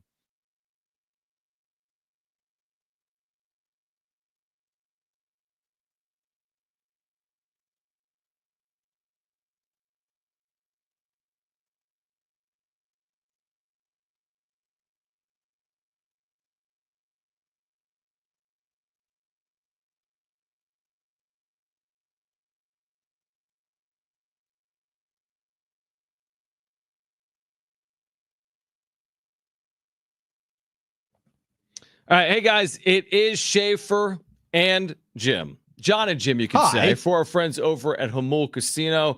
We've been telling you about Monday nights over at Hamul, including tonight, all month long, Monday nights in December. You've got a chance to win luxury handbags from top brands. I'm talking about Louis Vuitton, Versace, and more. 10 winners every hour, 7, 8, 9 p.m. Onyx players receive an extra $100 in bonus cash, plus one lucky winner each hour gets the opportunity to pick a purse. This is going to be packed with cash up to $25,000. And, Jim, you get to keep the purse as well. Yeah, once you win a purse with $25,000 of cash in it, you can head over to Tony Gwynn Sports Pub, Loft 94, or their poker rooms and watch any sporting event you want, John. Tonight, Monday Night Football, Bengals and Cowboys. They have Thursday Night Football. They have NBA action. They have college basketball action. They'll have college football action as well. They have everything you need. And oh, by the way, the food there is delicious. When you get to Hamul Casino and you get to Tony Gwynn Sports Pub, make sure to get the Slam Diego burger with truffle fries. No doubt about it. Plus, you'll love New Year's Eve out there. Holographic New Year's party. You're going to celebrate in style. They're kicking off festivities with $20 in free play for all, beginning at noon. Make it an unforgettable New Year's celebration out at Hamul. Yeah, get to Hamul Casino. They have everything you need. You can win lots of money. You can get luxury purses, and you can eat great food as well with all of their dining selections. Hamul Casino, it's fun above all else.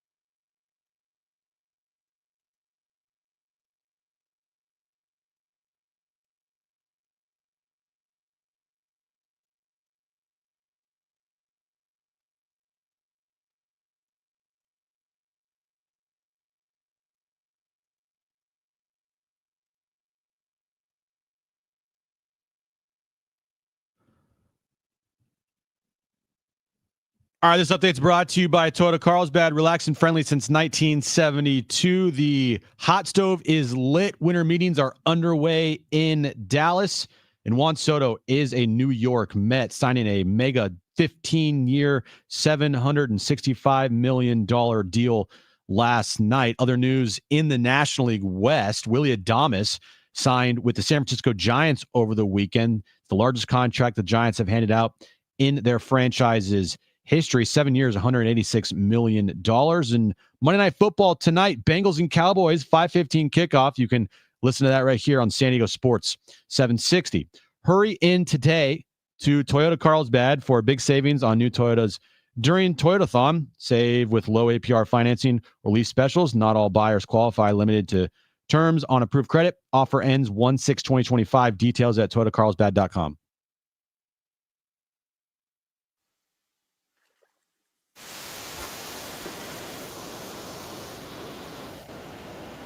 All right, we have tickets to see Jerry Seinfeld, Jim Gaffigan. Listen to this.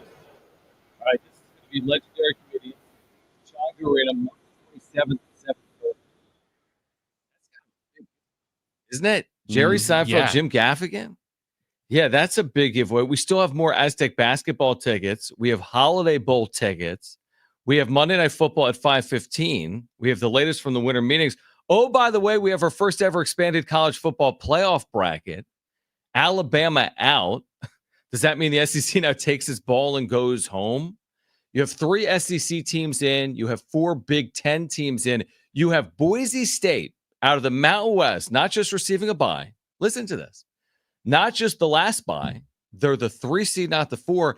And they will play in the Fiesta Bowl. Yeah, that bowl game where they beat Oklahoma and they've played 3 times and they got players proposing to cheerleaders and they're building their brand and they're potentially favored. I mean, look at the winner of Penn State SMU in the West in a quarterfinal with a chance to go to the Final Four. So what are your takeaways from what transpired yesterday with the college football playoff announcing its first ever expanded bracket? You know that gif of the award show and that girl stands up and she's acting like me and everyone's like applauding her? Right. That's how I feel like Penn State felt yesterday. Like, wait, what? Why? Because they have an easy path? Because of the path they have to at least the semifinal. Is it easy? I hear your point. SMU a year ago wasn't even in power football. Mm-hmm. You're playing SMU. That's their opening game. If they win, they play Boise State. I mean, Boise State's been unbelievable. They have been, but still. Right. They're not a quote-unquote power program. Yeah. And you're playing them in the West. You make a good point. If Penn State played Boise State tomorrow, I would guess Penn State would be a small favorite. They will be favored in their first 2 points. games if they get there. Yeah. And then you look at Oregon. They win all their games. And they would play Ohio State. Or Tennessee. But Ohio State, who they literally needed all 60 minutes to beat in Eugene. Right. Yeah. Like they got to change. I think this is what's coming. I think the top 5 champs are in, but I think they seed them wherever they want to seed them. If you don't have to get a bye, is my guess moving forward. Arizona State, nice year. We don't think you deserve a bye. You're the 9. Boise State, nice year. We don't think you deserve a bye. You're the 8. Yeah. That's my guess is how they're going to do it moving forward. What do you make of Alabama crying to not getting in? I think they realize that they're kind of crying over spilled milk. Like they're upset and their AD is outspoken about non-conference scheduling and all this, but they know at the end of the day, they lost to Vanderbilt. They lost 3 conference games. They only played 8. They went 5-3 in the conference. Do you really have that much to complain about? You lost to the worst Oklahoma team in decades. Oklahoma, thank you. You lost to Vanderbilt. I mean, it should. And by the way, games matter. Their AD coming out and saying that they're just going to not. We're not going to play anyone. We're not going to play anybody. You don't play anybody anyway. Right, you lost games in the conference. It wasn't based on who you played out of conference. You played like Western Kentucky and Mercer and South Florida and a bad Wisconsin team. Yeah, you won those games. That wasn't your problem, dude. That's what you did in the league. Yeah. That's a great point. I mean, it's just hilarious to me how hypocritical they are when it's like, no. You guys already don't play anybody out of conference. So how could you be making an easier schedule? It doesn't make any sense to me. I'm kind of half surprised that they didn't pull it. You remember that year? It would have been the first year post Reggie Bush, and then when USC had all them sanctions slapped on them, and they got some, crap bowl pretty much. And Idaho Potato Bowl. And none of the players wanted to go. So they're like, well, we're not even going to accept the invite because we don't want to go because they thought they were too good to go to that bowl game. Yeah. I'm kind of surprised Alabama is now like, we're not playing in the Real Quest Bowl against Michigan on, December 31st. We're too good for that. The players not in the playoff that are in power football, Michigan, Alabama, like that, you're going to have a lot of opt-outs. A lot. I wouldn't be shocked. I mean, you have players in the portal from the 12 playoff teams. Now, I don't think there's contributors as of yet. Maybe there actually are. There may actually be. Are we going to remember for years, nobody ever opted out. And then for like the last 5 years, everyone opts out. Are we at a point in year one where any like preeminent player from the 12 teams in the playoff opts out? I mean, you're playing for a national championship. I don't think so. I hope not. I hope not too. Wouldn't be shocked if it happened. I wouldn't be shocked, but he's the money on the other side with the draft. Yeah. Injuries. Well, who's the best player in the college football playoff? Like, right, with the best draft prospects? Yeah. Is it the quarterback at Georgia who just got hurt? Carson Beck? No. Is it yours at Texas? Is it Dylan No. Gabriel?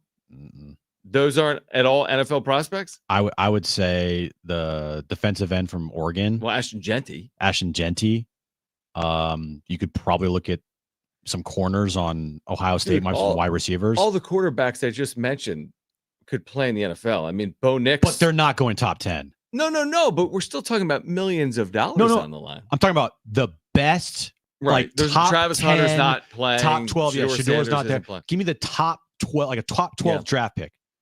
Who's the best player in the college football Penn State playoff? is a linebacker that's going to be a first-round pick. But your point's valid. Ashton Genty could be a first-round pick. He ain't sitting.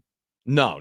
There's no world. I mean, he's going to have more carries than anyone in the history of the sport, I think, by the end of the year. Yeah. So I think you won't see many players, like top players, opt out. You might see like secondary players opt out because they want to get playing. They want to get to their next stop. Yeah, like I saw like a couple wide receivers opted out, but they're like second, third stringers, and so they need to get to a new program as fast as possible. That's the funny thing, because we talk about this, and Aztec fans see, these guys are in the portal. Fair. Boise State has players in the portal. They're in the playoff.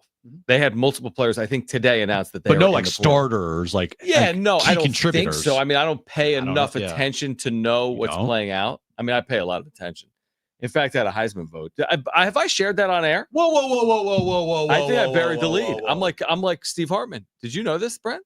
Breaking news. And we're getting the finalists within any minute if they're not out. For the first time ever, I have voted for the Heisman Trophy Award. Now, I can't share my vote until after the award is given out this weekend in New York. See, now you're supposed to tell us that like every day for like 6 months that you have a vote, but you can't tell us about it and then tell us how strict the rules are. Well, I was scared to say something. I was honestly, the first thing I did Sunday morning, I raced to my computer because I heard it was a hard process. I opened it up, I put all the codes in, and it was the easiest thing in the world. It took me 1 minute. What was harder? You only have 3 candidates. You put first place is worth 3 points, second place is worth 2 points, third place is worth 1 point. It took me 1 minute. What was more difficult, filling out your Heisman ballot or filling out your Mount West Conference? Not even players, comparable. Like, Mount West preseason and preseason postseason awards. Oh my gosh! Really, that could take like an hour. It took me like 45 minutes. Yeah, that could take a long time. But I voted for the Heisman Trophy for the first time ever. Now, did I pick the winner? I'll find out this weekend. I'll share my ballot with everyone this weekend. Are they announcing that on ESPN right now? Because they got Andre Ward up probably there? On ESPN or Andre 2. Ware, excuse me. Probably on ESPN 2 right now. We'll have it within the next minute. Well, I mean, it's not rocket science. It's not hard to figure out. Who do you think is going to go to New York? Ashton Genty, Travis Hunter. Who's the third? They have to have at least 3. I'm going to say the quarterback from Oregon. Me too. Dylan Gabriel? Dylan Gabriel, I agree with you. That's top 3. I think Genty What do we have here? As we speak. Oh, yeah, there we go. Dylan Gabriel. Well, they're just showing maybe candidates right now. Maybe. Or is he a finalist?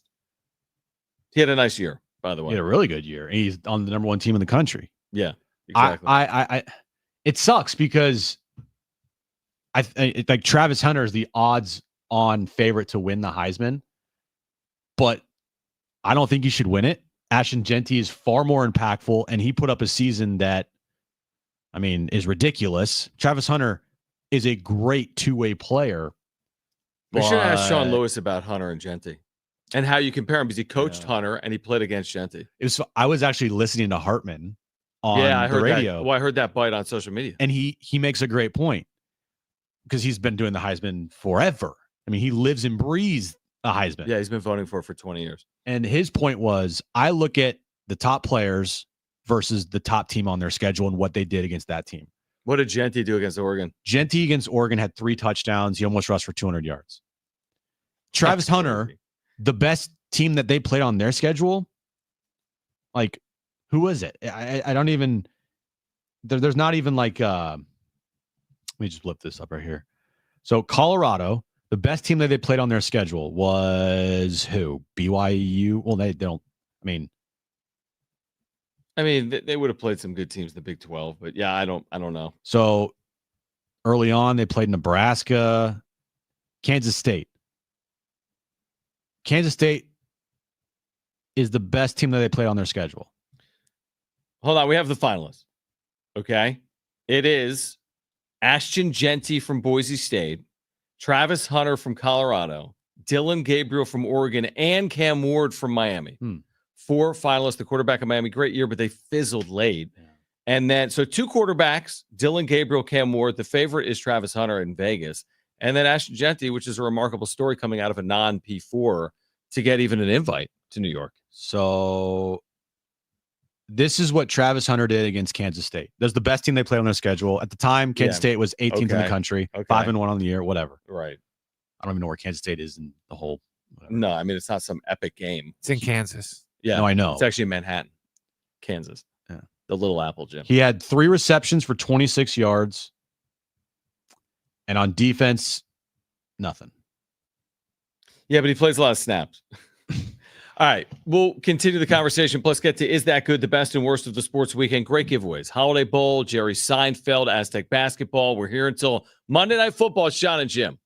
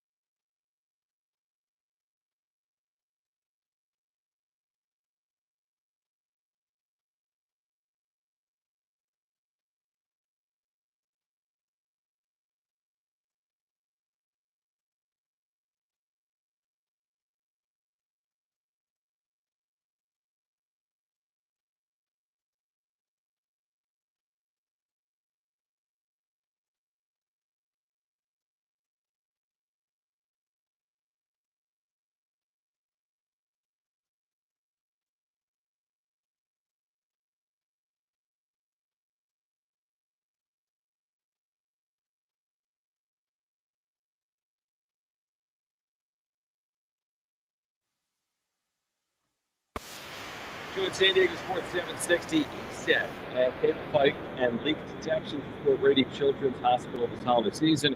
Here's stories of hope and healing for Rady Children's patients and families during the iHeart Rady Children's Giveathon.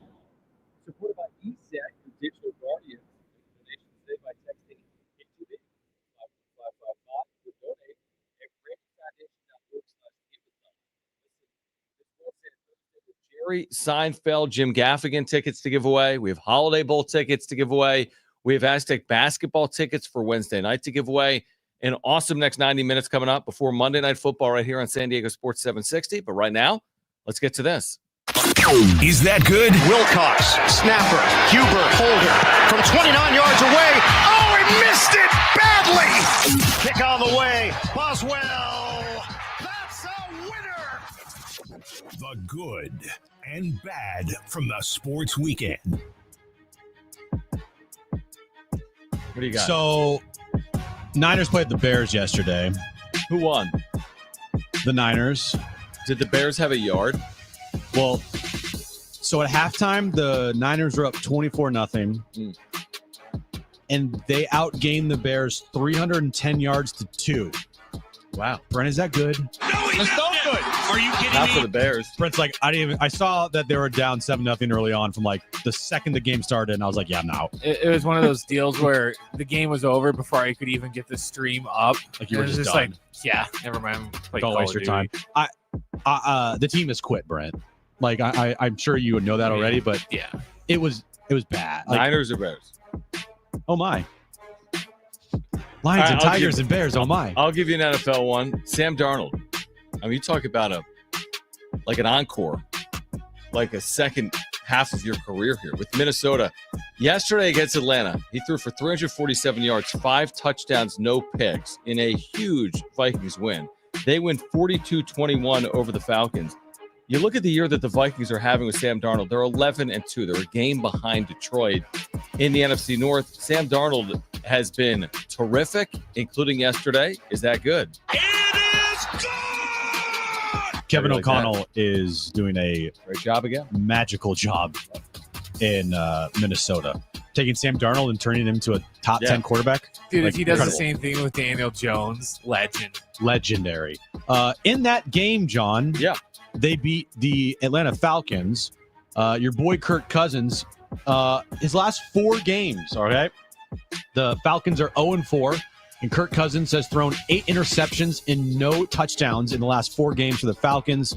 Brent, is that good? No, he's not good. Are you kidding Not me? good. How is it not Michael Penix Jr. time? Soon. Soon. Soon yes. emojis. I'll give you an Aztec basketball story. Pharaoh Compton today was named Mountain West Freshman of the Week for the second consecutive week. Aztecs went 2-0 last week. They beat Fresno State on the road. They beat USD at home. He averaged about 11 points and 5 rebounds in those 2 wins. He was the preseason Freshman of the Year in the Mountain West. He has been a load. He has been awesome to start his career on the Mesa. Is that good? It is good. Bills Rams yesterday afternoon was a banger. Josh Allen in that game. I didn't even realize how insane Josh Allen was yesterday until I actually looked on the ESPN.com app to see his stats. Yeah. He threw for 342 yards and 3 touchdowns in the air, and he was the leading rusher on the team. He rushed for 82 yards and 3 rushing touchdowns. Is that good? And they Nice still day. lost the game. And they lost Because- 44-42. because Sean McDermott is an idiot. At the end of that game, Bills, there's like a minute 5 left. They have all 3 of their timeouts. They're at the 1-yard line. They score, get the extra point. It's 44-42 with all 3 of their timeouts with a chance to get the ball back to go Right. out and win the game or tie the game up. Or, win the game. win the game. Yeah. They do a quarterback sneak on first down, and they don't get it, and Sean McDermott uses one of his timeouts with a minute left. Right, like way too much time to be using it. No, that effectively ended the game because if the Bills, which they did, score on the next play, all the Rams would have to do is take the onside kick and the game is over because they don't have all their timeouts. There's a minute left in the game, John. Game's over. Okay. Game was over. I wasn't watching. After that moment. You confused me. How did I confuse you? I don't know. A minute left in the game. 44-42. 44-35. Okay. Bills have the ball at the 1 yard line. They go quarterback sneak. And he uses a timeout, but he can't because he's going to need the 3 on the other side on defense. Yeah. To have a chance to get the ball back. Idiot. You don't know baseball. My final one is the Chiefs won again in remarkable, bizarre, miraculous fashion. 30-yard field goal off an upright that goes in at the buzzer to beat the Chargers at Arrowhead. They don't lose. I mean, they've lost one time. But they found a way again with their third-string kicker to win by doing it.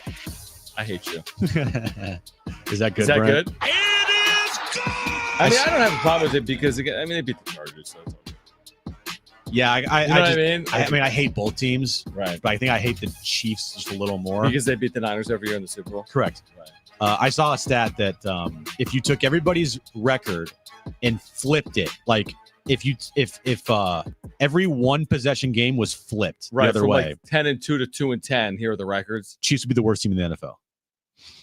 Yeah, that's like. But it means nothing. That means nothing. I know. Exactly. I'm just. It just shows that every single one of their games is going to be a glass size game. They know how to win close games. The Chargers lose every close game, and the Chiefs win. It will be 19-17 every single game for the until Chiefs. they win another Super Bowl. Exactly. 19-17 against Lions. The Lions. That's exactly right. All right, we'll kick off hour 3 of Jon and Jim by giving away. Why don't we give away those Jerry Seinfeld and Jim Gaffigan tickets? We'll do that on the other side with the wrap. So we're giving away Jerry Seinfeld and Jim Gaffigan tickets. This will be at Pechanga Arena March 27th. We'll give those away on the other side of a break. We're here until 5:15 and Monday Night Football. Plus, we have the latest from the baseball winter meetings in Dallas, hour 3 of Jon and Jim. That'll come your way next.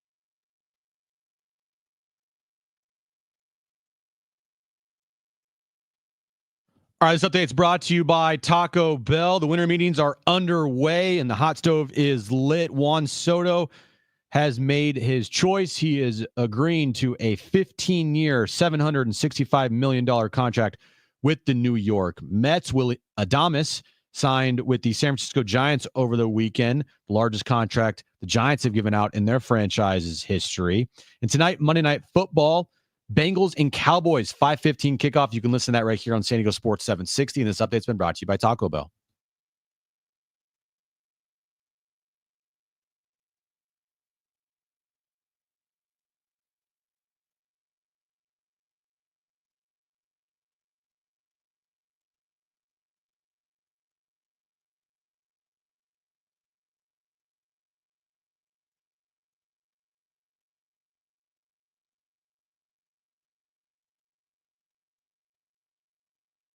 All right, San Diego and Southern California, what's going on? Hour 3, Jon and Jim. We're here until 5:15 tonight because of Monday Night Football. Cowboys, Bengals, you can hear it on San Diego Sports 760. Within the next 10 or so minutes, we'll give away Jerry Seinfeld, Jim Gaffigan tickets, Pechanga Arena, March 27th. Tickets on sale now at AXS.com, so do not go anywhere. We also have Holiday Bowl tickets this hour to give away and Aztec basketball tickets to give away. So tons of prizes and giveaways. We've got you covered from the winter meetings. What's the latest here from Alden Gonzalez? He has written about what Mike Shildt said today, which was essentially that the Padres expect to land Roki Sasaki this winter. He just put out a tweet 6 minutes ago. Padres manager Mike Shildt sounded pretty confident in his team's ability to eventually land Roki Sasaki, with Yu Darvish expected to help in his recruitment. And then he just put out his quote. So I don't know if he's wrote anything about it, but he just put out the exact quote from Mike Shildt. Okay, so he's saying what we're saying. When you talk like that, you're portraying or coming off as someone that you either know a lot or you're going to look not that good at the end of the day. You either know something that we don't know, that they should be feeling good about Roki Sasaki in the sweepstakes, or you're speaking completely out of turn. I think he's speaking completely out of turn. That's my guess here too. I think that the organization is putting all of their effort into the Roki Sasaki pitch. Do you think, by the way, during the pitch to Roki Sasaki, somebody in that room from the Padres organization will say to Roki's representatives, we were named the Baseball America's 2024 Organization of the Year. Was that today that was announced? Yeah. I saw that tweet from the Padres, right? What does that even mean? I don't know what that means at all. I didn't even know that was a thing. Is that better than winning the World Series? Hang the banners, guys. Right. Organization of the Year per Baseball America? That's what they are touting. Yeah, it's all because AJ speaks Japanese. Yeah, that made them Organization of the Year. I mean, is that their system performed? I don't know what that means. I don't know either. I have no idea what that means. Anyway, Mike Shildt saying what he said today has now put a lot of pressure on this organization to get Roki Sasaki. And I think a lot of fans that are sitting there seeing this think, oh my gosh, we're going to get Roki Sasaki. And then if it doesn't happen, disaster. And oh, by the way, if he goes to the Dodgers, even bigger disaster. Yeah, I mean, again, I feel like you're starting the offseason and the winter meetings with one hand behind your back. You look at what's happening. Other teams have all the resources. Not all teams, but the Mets and the Dodgers have all resources. You don't. Mm-hmm. And now you're putting yourself in this corner where it's like, if you don't land Roki Sasaki, you're letting down your fan base, your incredible fan base with 3 million fans. Should we hear from him? Yeah, I want to hear from Shildt again, because the more I think about it, the more incredible this gets because of how confident. He's very confident about Roki Sasaki. MLB Network Radio earlier today from Dallas at the baseball winter meetings. This was Mike Shildt on Roki. Should be very legitimate contenders. We fully expect to be right in the mix, and actually at the end of the day, have Sasaki a Padre. Yeah. We've got AJ's done a tremendous job. The organization's done a tremendous job of making sure that we're very relevant internationally. Our roster speaks to it. We have a bunch of, we've got, obviously Darvish, and we've got, Yuki from Japan. We had Kimmy over from Korea, and, multicultural club that, is open to that. I know, heck, AJ speaks Japanese. He worked on learning Japanese to recruit Otani years ago, and I know they got really close there. So we got Nomo in the organization that clearly is well respected, rightfully in Japan. So we've got a lot of inroads to get to Sasaki and make that happen. And I know we're going to put the full court press to make it happen. And we're very optimistic. Like, oh, he speaks Japanese. By the way, you don't have Ha-Seong Kim anymore. He's a free agent, and he's most likely not going to return to you guys unless you give him like a 1-year prove-it deal. He's also Korean. Right. It's a different nation. I know. Makes no sense. He doesn't speak Japanese. He may. Might. AJ speaks from Japanese. Korea. He speaks Japanese. I mean, that's like saying, hey, Jim's from Canada and John's from the U.S. They're different. I mean, I don't even think it's saying that, truthfully. They're not shying away from their interest level in Roki Sasaki at all. Oh, no, they're not doing that. But to just blatantly go out and be like, we expect him to be with the Padres next year. He's going to be in a Padres uniform.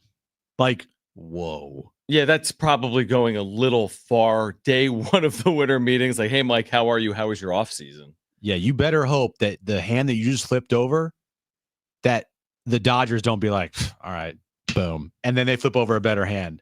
Like that's the feeling I get right now. Yeah, is that the Padres have shown their hand. They have flipped over a pair of kings. Right, but meanwhile that the Dodgers have a pair of aces, and they're sitting there thinking to themselves, "You're really just showing me your hand right now." It's almost like that thing that always happens in movies where it's like, oh, John's birthday party's Friday. And then Jim told everyone that the Rolling Stones are going to play John's birthday party. And now everyone's going to show up on Friday. And when the Stones aren't there, they're going to be like, what the H, Jim? Right. It's like the Rolling Stone that showed up. Or the parent. It's just a stone. Yeah. In the movie is like, oh my God, in the entire movie, they're trying to figure out a way to get the Rolling Stones to play at the kid's birthday party.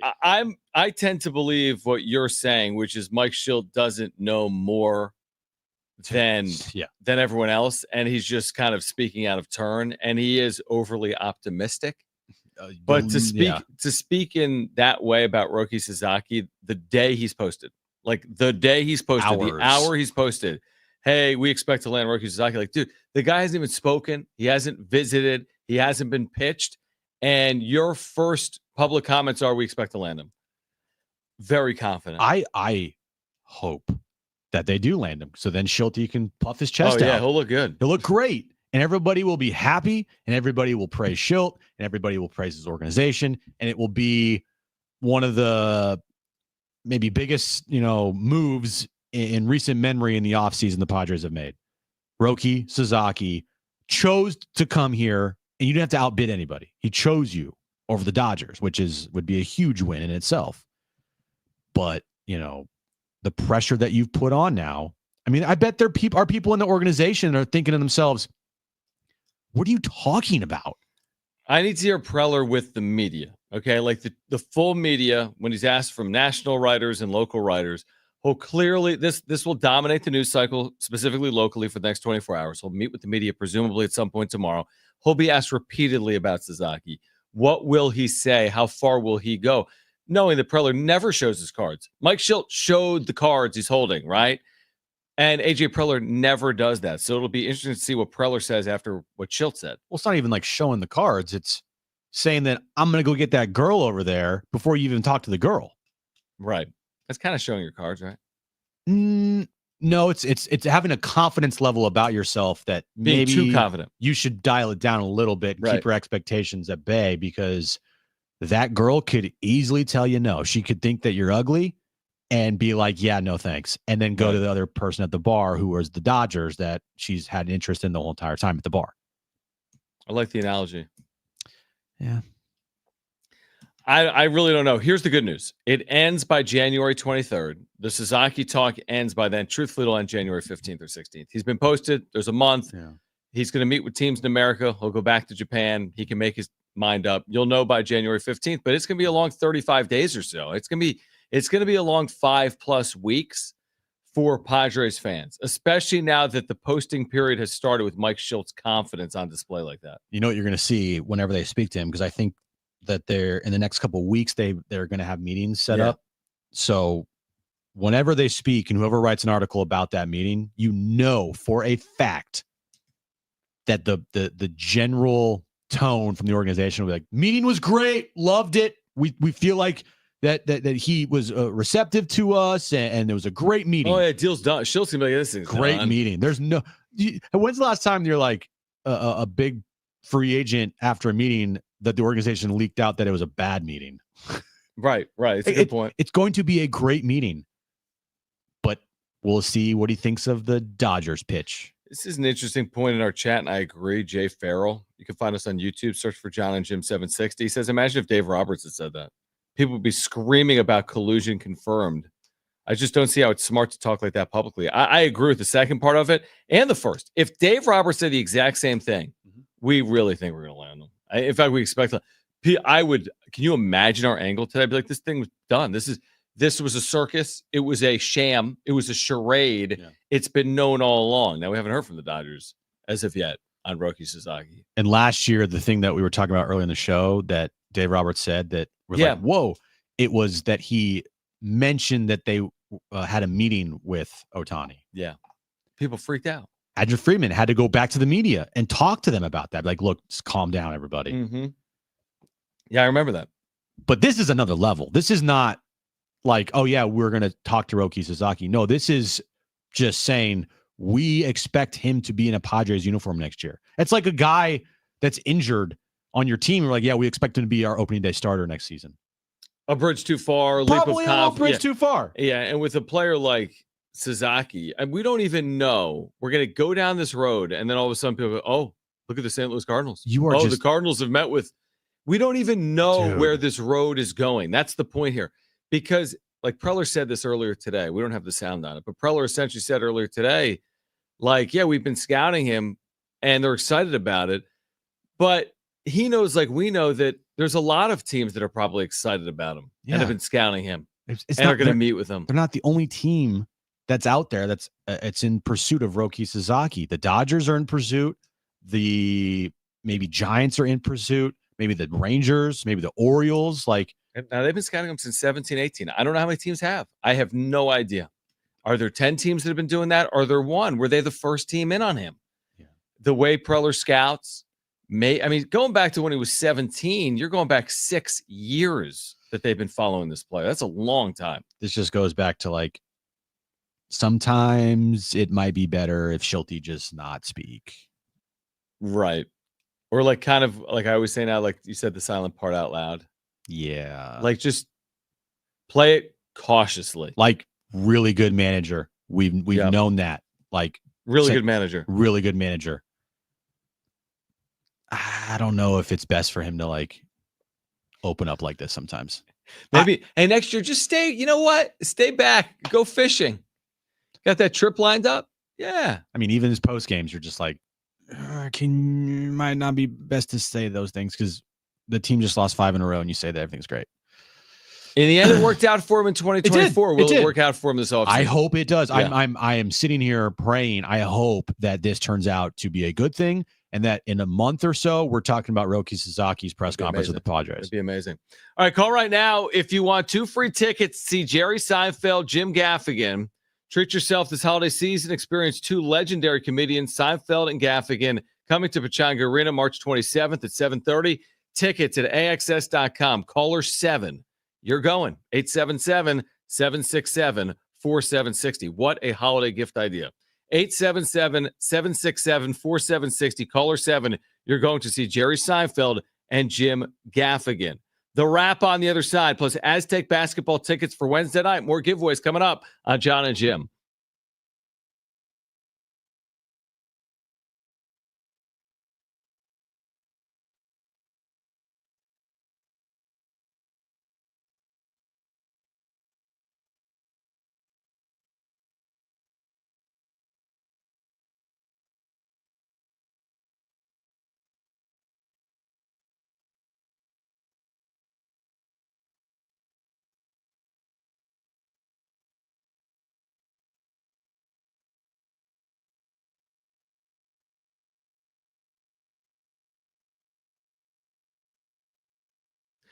Hey guys, it is John and Jim for our friends at Hamul Casino. Tonight's a Monday night, and every Monday night in December, you need to get to Hamul for a chance to win luxury handbags from top brands, Louis Vuitton, Versace, and more. 10 winners every hour, 7, 8, 9 p.m. Onyx players receive an extra $100 cash bonus, plus one lucky winner each hour gets the opportunity to pick a purse packed with money up to $25,000.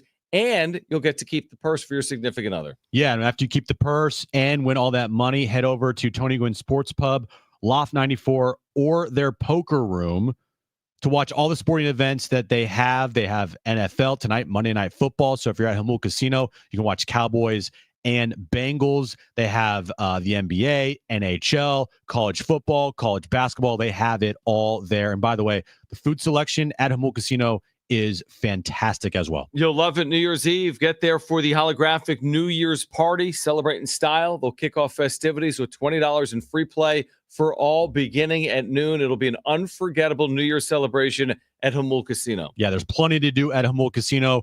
Win a lot of money, win some luxury purses, eat great food, watch great sporting events. Hamul Casino, it's fun above all else.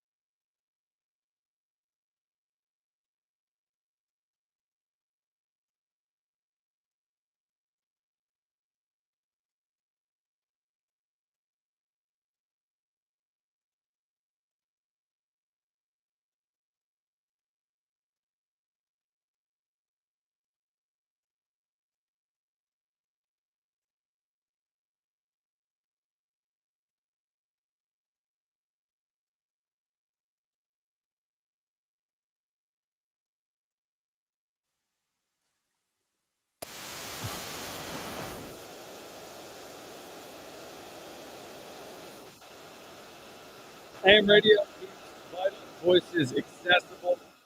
Doctors can secure its future. But we need your help. Text AM to 52886. Now for keeping AM radio in cars. Tell your member of Congress to pass legislation now. AM radio in cars. Standard message and data rates apply. We have Aztec basketball tickets. We have Holiday Bowl tickets. We have Monday Night Football coming up at 5:15. We'll get to the wrap in a moment, but you wanted to get to the text line 70470. Start it with the word team. Yeah, a couple texts here to use as jumping off point. 619 number says that Shildt isn't saying anything false. Everyone wants to land him. And another separate 619 But that's not what he said. I know. And another 619 number says, to be fair, Preller did name drop Roki Sasaki while eulogizing Peter Seidler. They have to know they're a real contender at least. All right, first text. That's not what he said.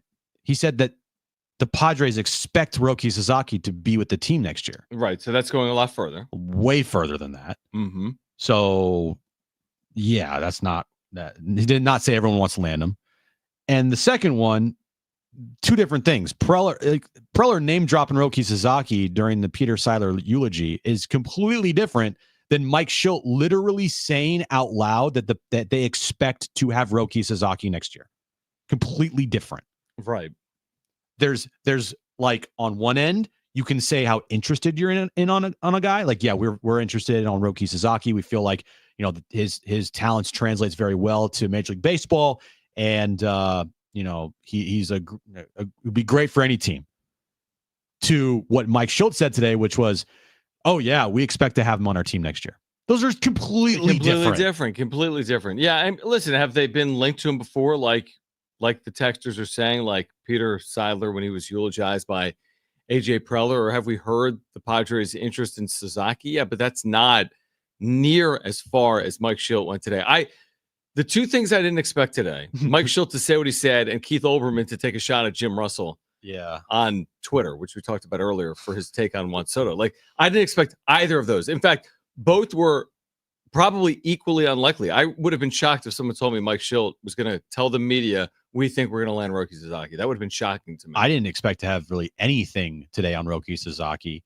I thought all today was about Juan Soto and him signing with the New York Mets, and then the moves that the Padres need to make. And, you know, AC wrote a recent article, and you know, Shildt and Preller were going to talk about their free agents and blah, blah, blah.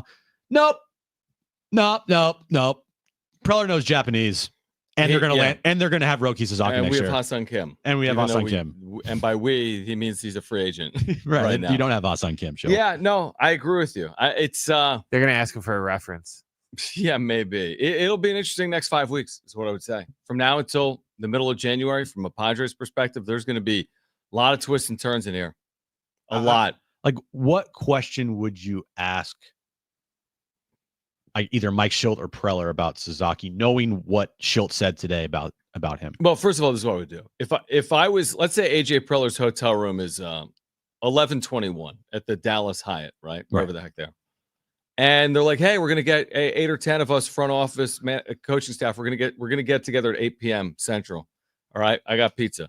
Shilty's like, I'll be up there like 8. You want me to bring some beers? You want me to bring some? What do you want? He's like, no, yeah, we look forward to it. So he gets up there. There's 4 pizzas. They got the salads. They got the breadsticks. They got the Pepsis. Maybe they got some beer. And is it awkward?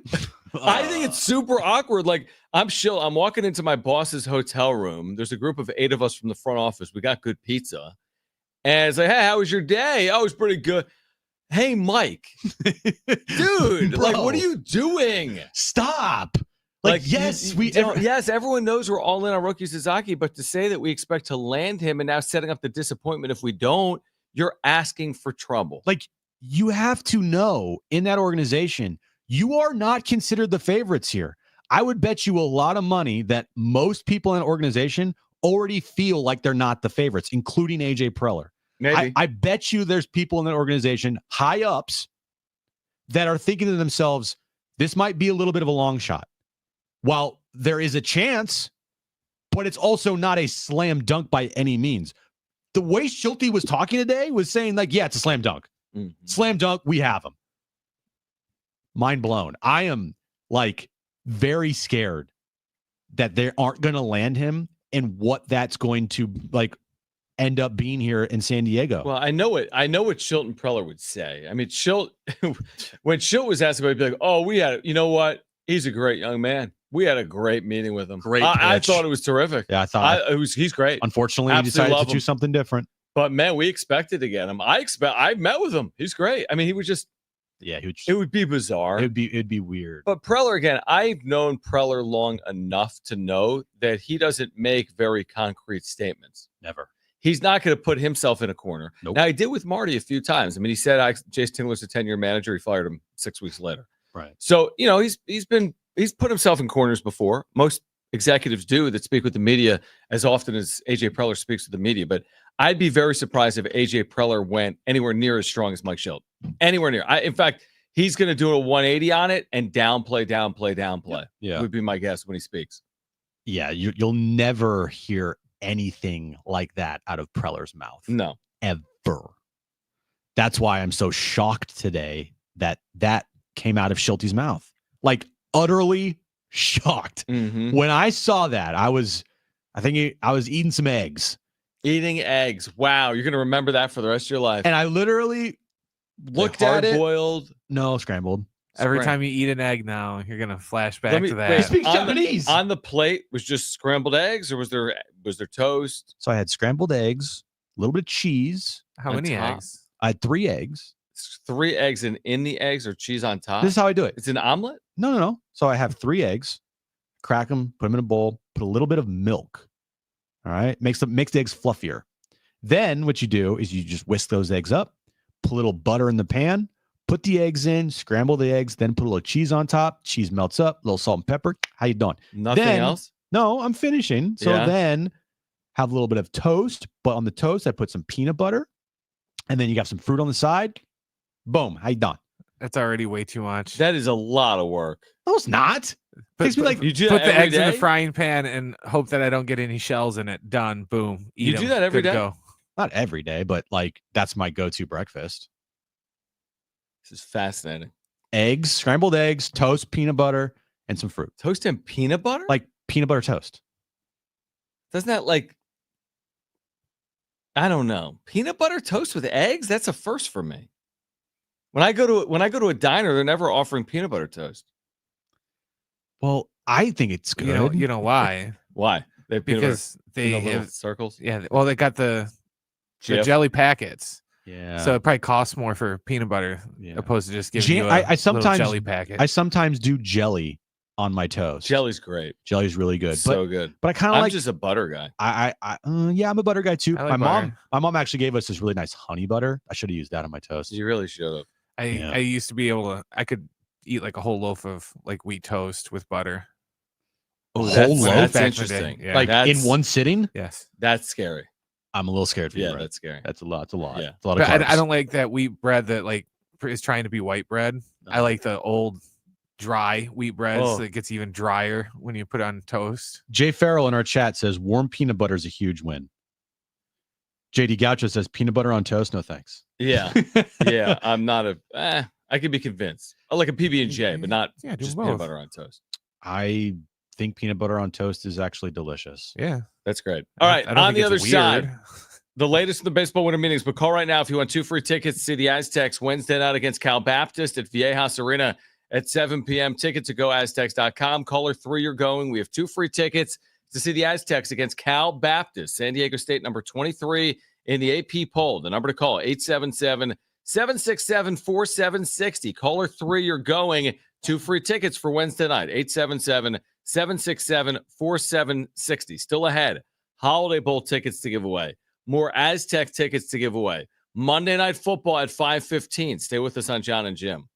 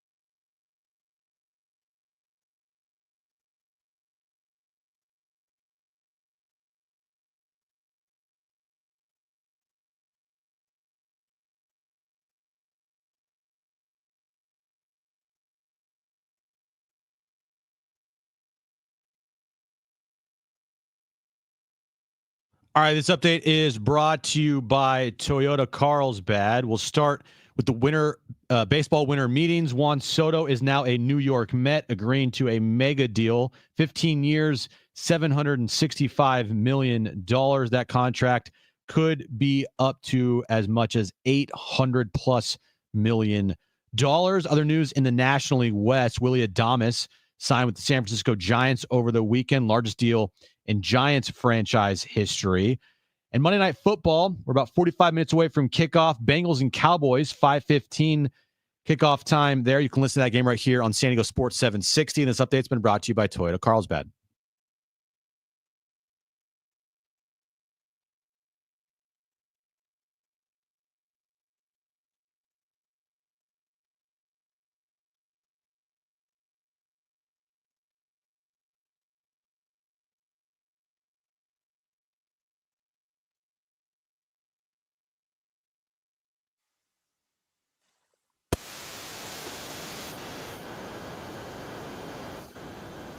All right, we have holiday ball tickets coming up. We have Monday Night Football coming up. Cowboys Bengals at 5:15. 2 p.m. as well. We have our iHeartRadio Children's Give-A-thon Wednesday and Thursday of this week. Aztec basketball Wednesday night, but we're a little late on this, so let's get to the wrap. It's time for The Wrap, presented by Sombrero Mexican Food. Check out their website at sombreromex.com. Who's going to win the college football playoff? Good question. I got to go with Oregon. Oregon's the best team in college football. They do have an extremely tough path, having to go through either Tennessee or Ohio State, and then potentially Texas after that, just to get to the college football final, where they might face like Georgia or, give me another team in the bottom bracket there. Georgia, Boise, Penn State. Yeah. I think if they got to the college football final, they're going to win it, just because of their road to get there will be so tough that by the time they get there, like, this is who we're facing, type of thing. Yeah. So you think Oregon? I'm going to take Oregon. Yeah. And I tend to agree. Part of me wants to say Ohio State, but I feel like the air was taken out of the balloon. Ohio State would love a rematch with Oregon, the way they lost in Eugene in week 2 or week 3, whenever it was. I mean, they'd love a do-over there. Are they even going to get to it? Are they going to beat Tennessee at home? But Oregon, Ohio State in the Rose Bowl, I would not count out Ohio State. I promise you that. I just want to see them fail, because I think the Ryan Day saga there and storyline is so intriguing that after losing to Michigan, how they lost to Michigan, it's just like no one's going to remember. Everyone's going to be so pissed off that they lost to Michigan still. Well, depending on what happens. Depending on what happened, obviously. You're 1,000% right. What happens, nobody likes losing to Michigan, even if they do win a national championship. It's like, oh, it's cool. They don't want to lose to Michigan. That's the first priority of the job is beat Michigan. Yeah. Just like the first priority of the other job is beat Ohio State. But, I mean, is Ohio State against – let's say Ohio State's favored this weekend against Tennessee. I don't know what the line is. But they're favored by at least a touchdown. Okay? What would the line be if they played Oregon at the Rose Bowl? What are they going to be, a 1-point dog, a 2-point dog? No way it's more than like a 2.5-point dog. They're 7.5-point favorites. Okay, so that's a decent number, not a massive number. But what do you think if they beat Tennessee? Let's say they beat Tennessee 30-20 in a week and a half. What do you think the line would be at the Rose Bowl for Oregon, Ohio State? I think Ohio State would be like a 2-point dog. Really? Oregon or? No, I think Ohio State. Yeah. I'm saying it would be very like Penn State was only a 3.5-point underdog to Oregon, and Ohio State's better than Penn State.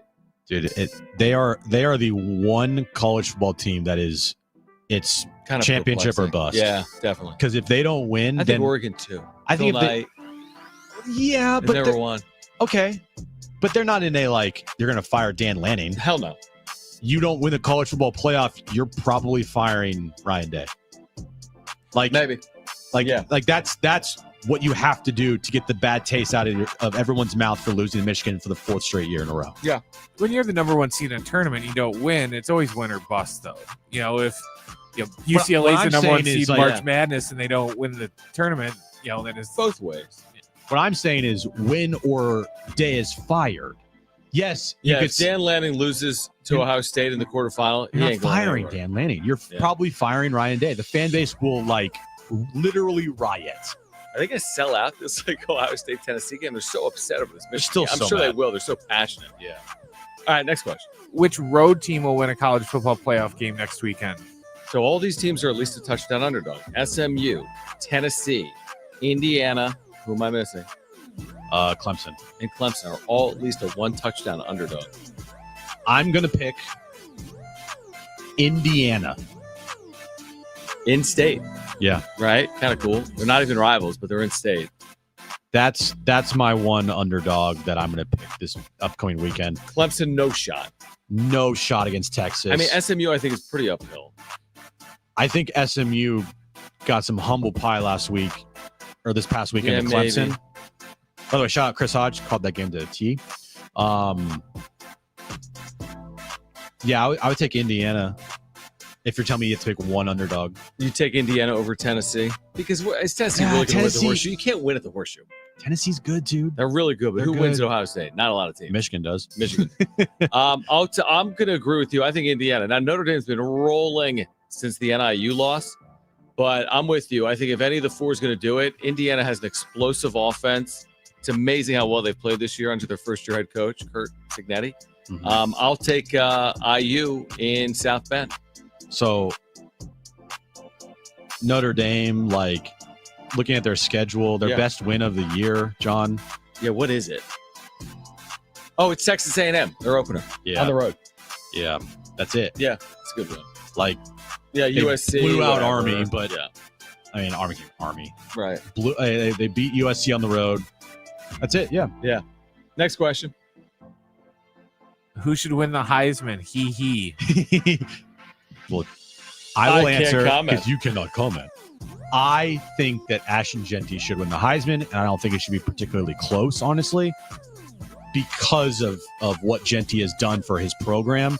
And he's also put up some gaudy numbers. Colorado isn't in the college football playoff. I think that should play a factor into this thing, unless you put up some insane numbers, which he didn't. Now, playing both ways is kind of crazy. You have not seen that since, Charles Woodson?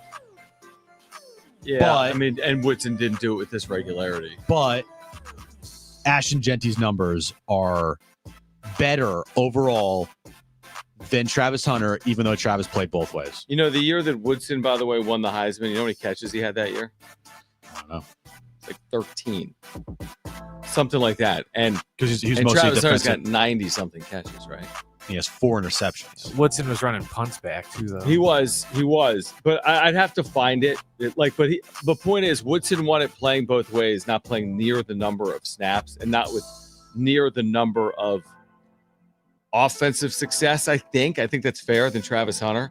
I just think that if you're going to win the Heisman and you're not on a team that's either in the championship game or in a college football playoff or whatever, you better be putting up some insane numbers. Now, it is credit to him, incredible that he has played both ways as much as he has this year, and he's been a really good corner.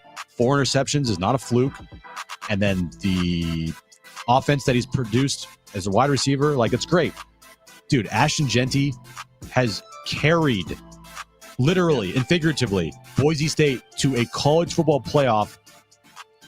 Travis Hunter, they're in the Idaho Potato Bowl. And Ashton Genty's numbers are comparable to Barry Sanders' numbers. I mean, that's Right. how good it's been. By the way, Woodson in 97, 11 catches. And he had 3 rush attempts, and he had 7 interceptions for the Michigan Wolverines in 1997. How many touchdowns did he have, returning the ball? His return touchdowns, he had 1. Oh, that was the big one. That was the one where he did the Heisman Post. So, great year, obviously. Is that against Ohio State? Changed. That might have been Ohio State. May have been. I have no idea. You see that highlight all the time. Is that the last question? No. Let's get to the last question then. Will the Padres make over or under one move this week? Well, they could actually make one move. It's kind of over. How about 1.5? One How and a about half? no? Half. 1.5 is huge. Yeah, you're right. Half. Half is the question. I think What's a half move? AJ calls someone and they don't answer. No, it's either over or under a half. right. Over, under a Yeah. half. So I is he making a speak move?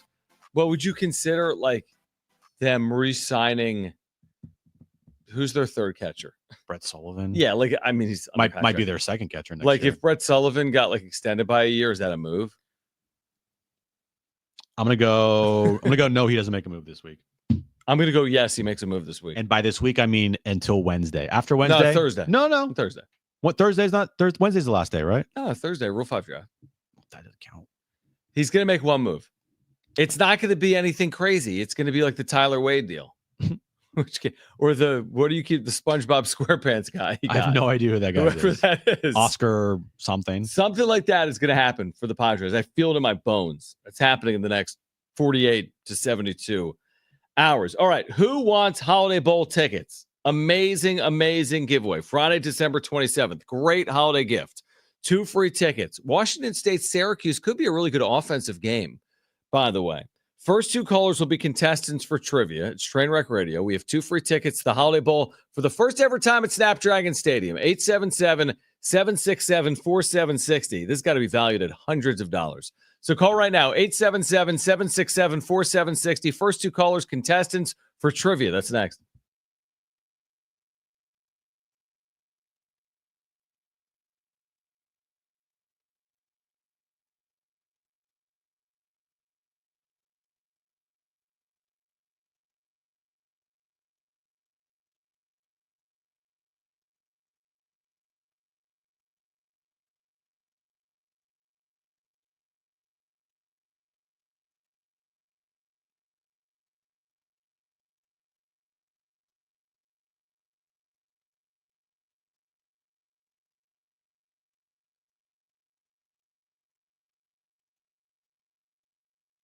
All right, hey guys, it is Schaefer for my friends over at Loan Pronto, and stop letting high interest debt weigh you down. Pay it all off in days thanks to Loan Pronto's new Rapid Equity Loan.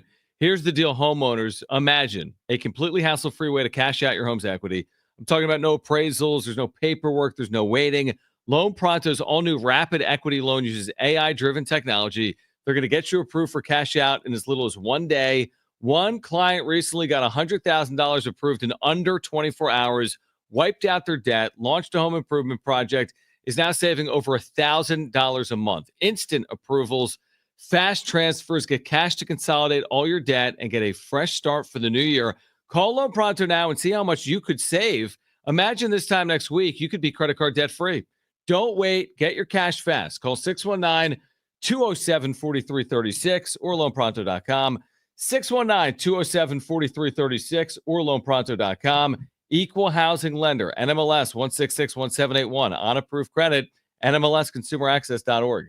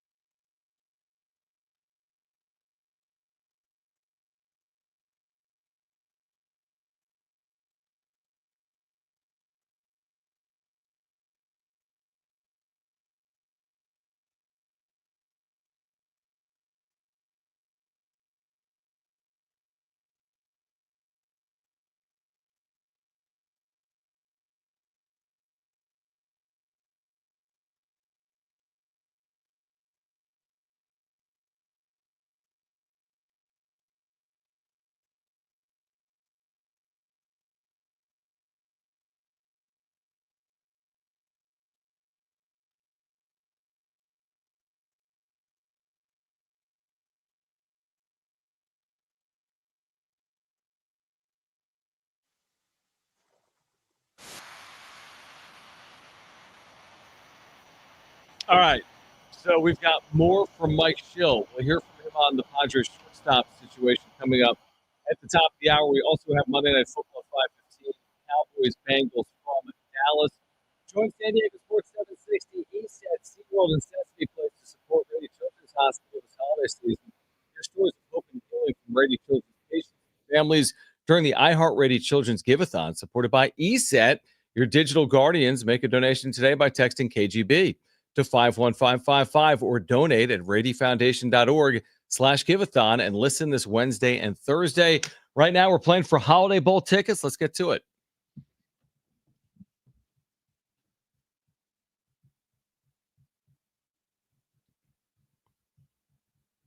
All right, 3 questions, 2 contestants, 1 lifeline. Today's 2 contestants. We have Ryan and we have Kevin. Ryan, you called in first. You have your choice of Jon or Jim. Who do you want to go with? Jon, although you guys are really staticky all of a sudden. I heard you great. Kevin, Ryan, you called in. All right, turn your radio down, guys. And it's not static. It's the wind tunnel in Kevin's car. John's like, what? I don't know. Wait, what's happening? Hold on. Jim, because I'm not listening. I know you are. Explain to me what's happening right now. I Kevin- heard a lot of static. Kevin is up, and he picks who, Kevin? No, Kevin's with Jim. Okay, cool. So, Ryan, you're with me, Ryan John, all picked right? Jon, yes. All right. You got it. Okay, Cool. cool. All right, Brent, what's the question? All right, guys, today's question. Did you know there are 9 quarterbacks so far this season with 20 or more passing touchdowns in the NFL? Today's question, name any of those 9 quarterbacks with at least 20 or more passing touchdowns this season in the NFL. Okay, so Kevin is up first. Kevin, what is your first guess? You do have a lifeline if you want to use it. Joe Burrow. Joe Joe Burrow. Burrow. Very good. Ryan, you're up. What's your Josh first? Allen. Josh Josh Allen. Allen. Josh Allen is on the list. There we go. Kevin, back to you. What's your second guess? You do have a lifeline if you want to use it. Jordan Love. Jordan Love on the list. Who's up now? It's Ryan. Yes. Okay. Let's go ahead and go with.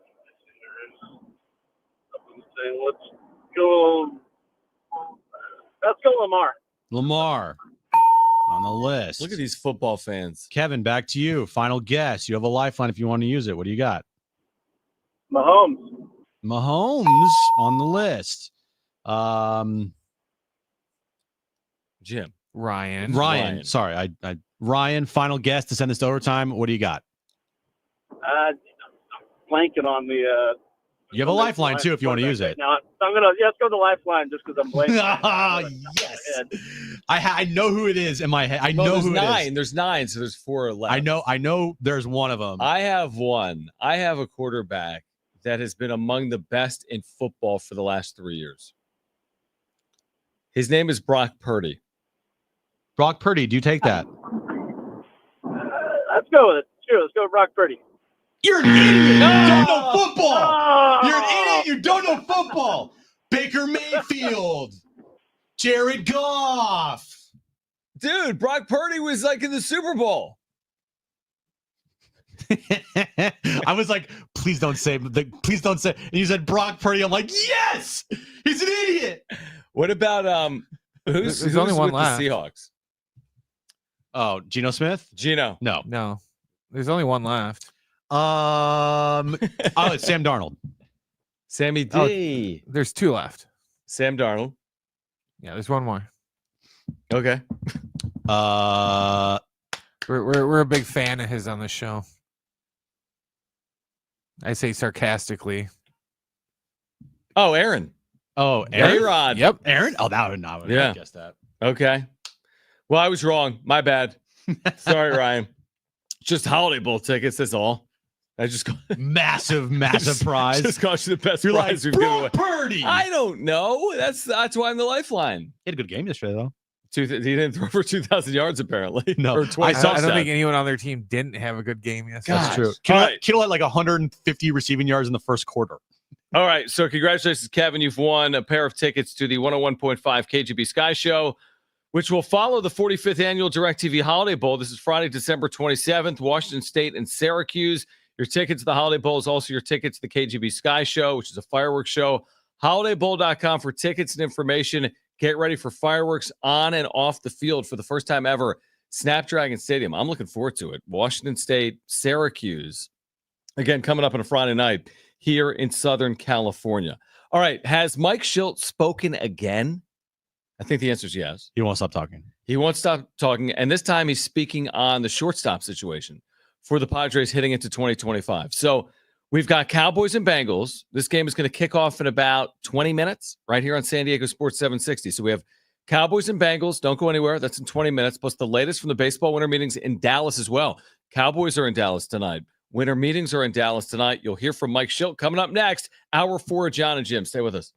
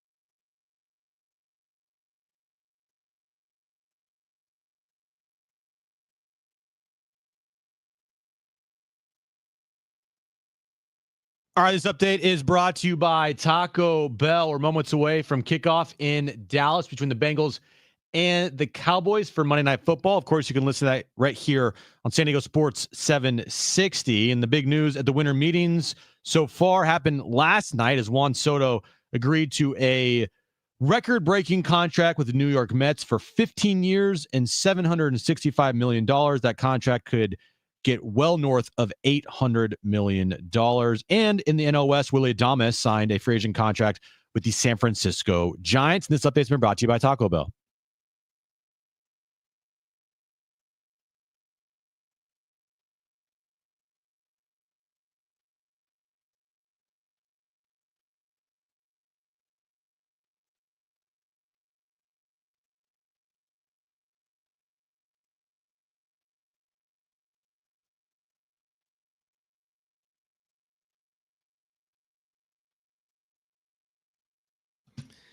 All right, we've got Monday Night Football, Cowboys, Bengals coming up in just under 15 minutes. This from Dallas. The baseball winter meeting is also going on right now in Dallas, Texas. Padres, the other 29 clubs have congregated. Mike Shildt, all he's doing is talking.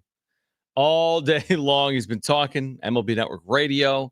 We spent a good amount of the day talking about what he said about Roki Sasaki, where it's like, yeah, we're good. But he's also commented on the shortstop situation for the Padres, right? Was this also with MLB Network Radio, or is this with the media scrum? This was during his media scrum today. All right, let's hear from Shildt on the shortstop position. Good question, our shortstop. And you listen, it's a question we didn't answer before the day before spring training last year. So why would we answer it this year so early? The good news is, it's interesting. We have a lot of people that talk about our club, and it's like, you have shortstops all over the field. And so determine who your actual shortstop's going to be. But Bogey did a great job towards the end of the season. We're still having conversations with him. And AJ's got, his job to do during this offseason to figure out our roster. So it'd be a little early to name that shortstop at the moment. But, clearly Bogey's a definite candidate for that.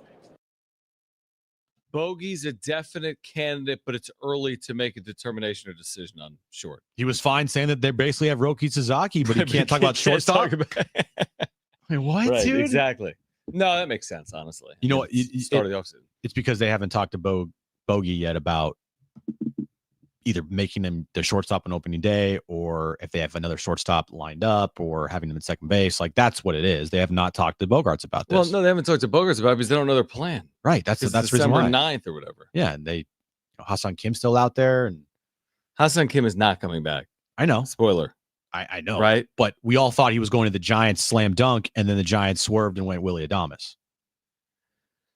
Right. True. Because there was all these rumors about, Kim to the Giants, 4 years, $80 million. That didn't transpire. Not even close. They got a much better option in Willie Adames now. The left side of the Giants infield with Chapman and Adames, like, that's pretty good. Oh, yeah, absolutely. And like I said, the Giants are not going to allow Buster Posey to fail early on. They're going to give him every resource possible to go out and build a winner.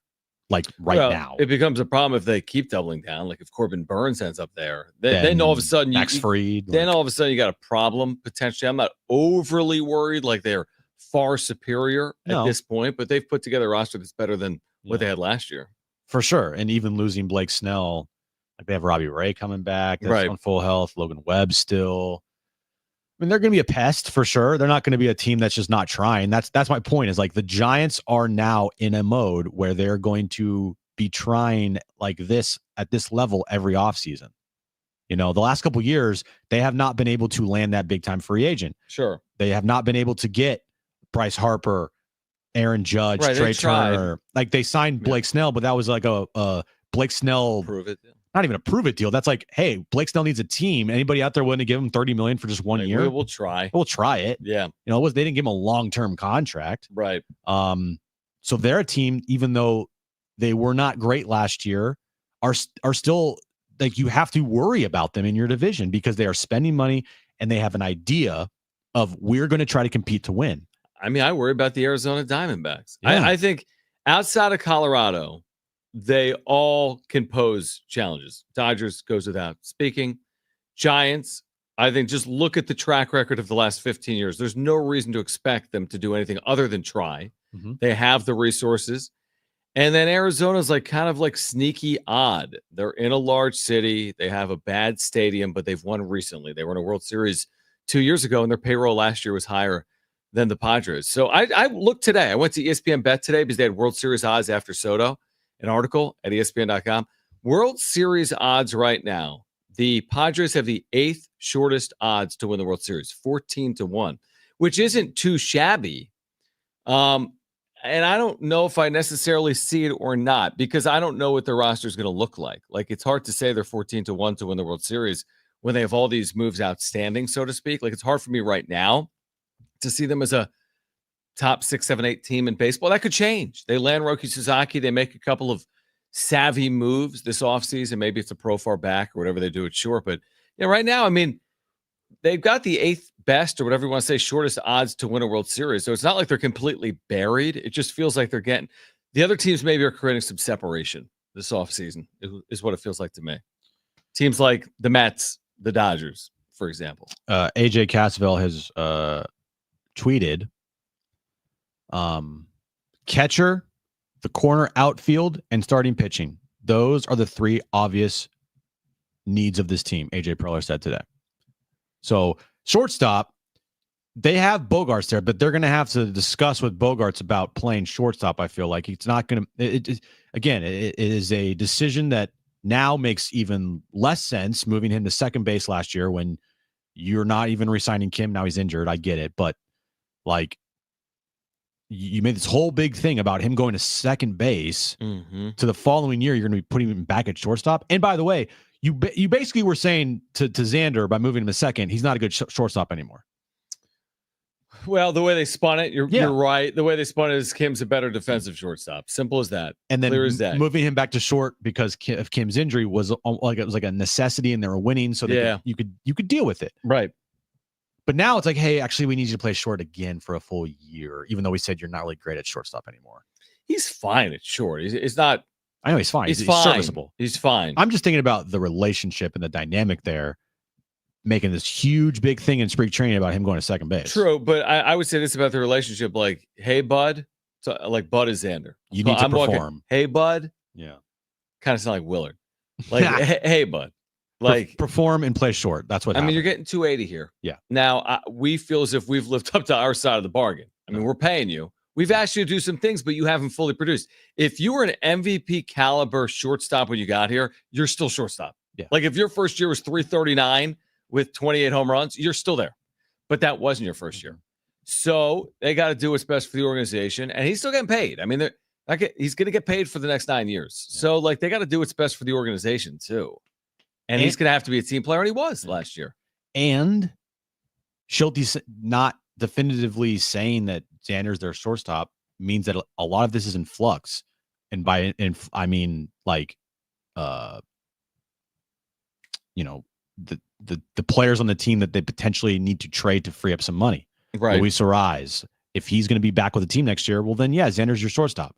But if they trade Luis Ariz, then you're probably going to have to move Cronenworth back to first, and then Xander's at second, and then you need another piece in that infield.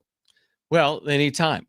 I know they do. And I do think it's fair. Now, I don't think they should go into spring training and be like, hey, Xander, what do you think? I think that's what played out last year. I think this year it's got to be done sooner. I think hopefully you have some of them by January, not late February.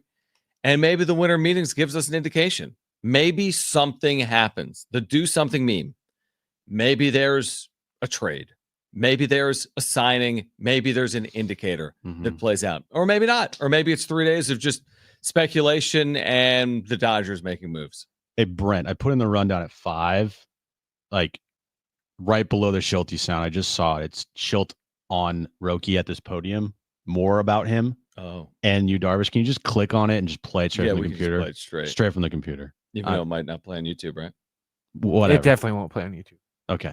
Anyway, sorry, YouTube. And we'll play more of it tomorrow because we're about to get out of here because of Monday Night Football. But I just want to hear what Shildt had to say on Roki in front of an entire. It's too long. It's too long. How long is too long? It's 2 minutes, which we have just over. 2 Okay, minutes. fine. It's a tease for tomorrow. That's for tomorrow. Tease for tomorrow. That's amazing. I love that. Just so you don't even know really what he said. I don't know. I just saw it. We can play it, but you can't respond to it. Let's just play the first 60 seconds of it and see what happens. Yeah. Could be.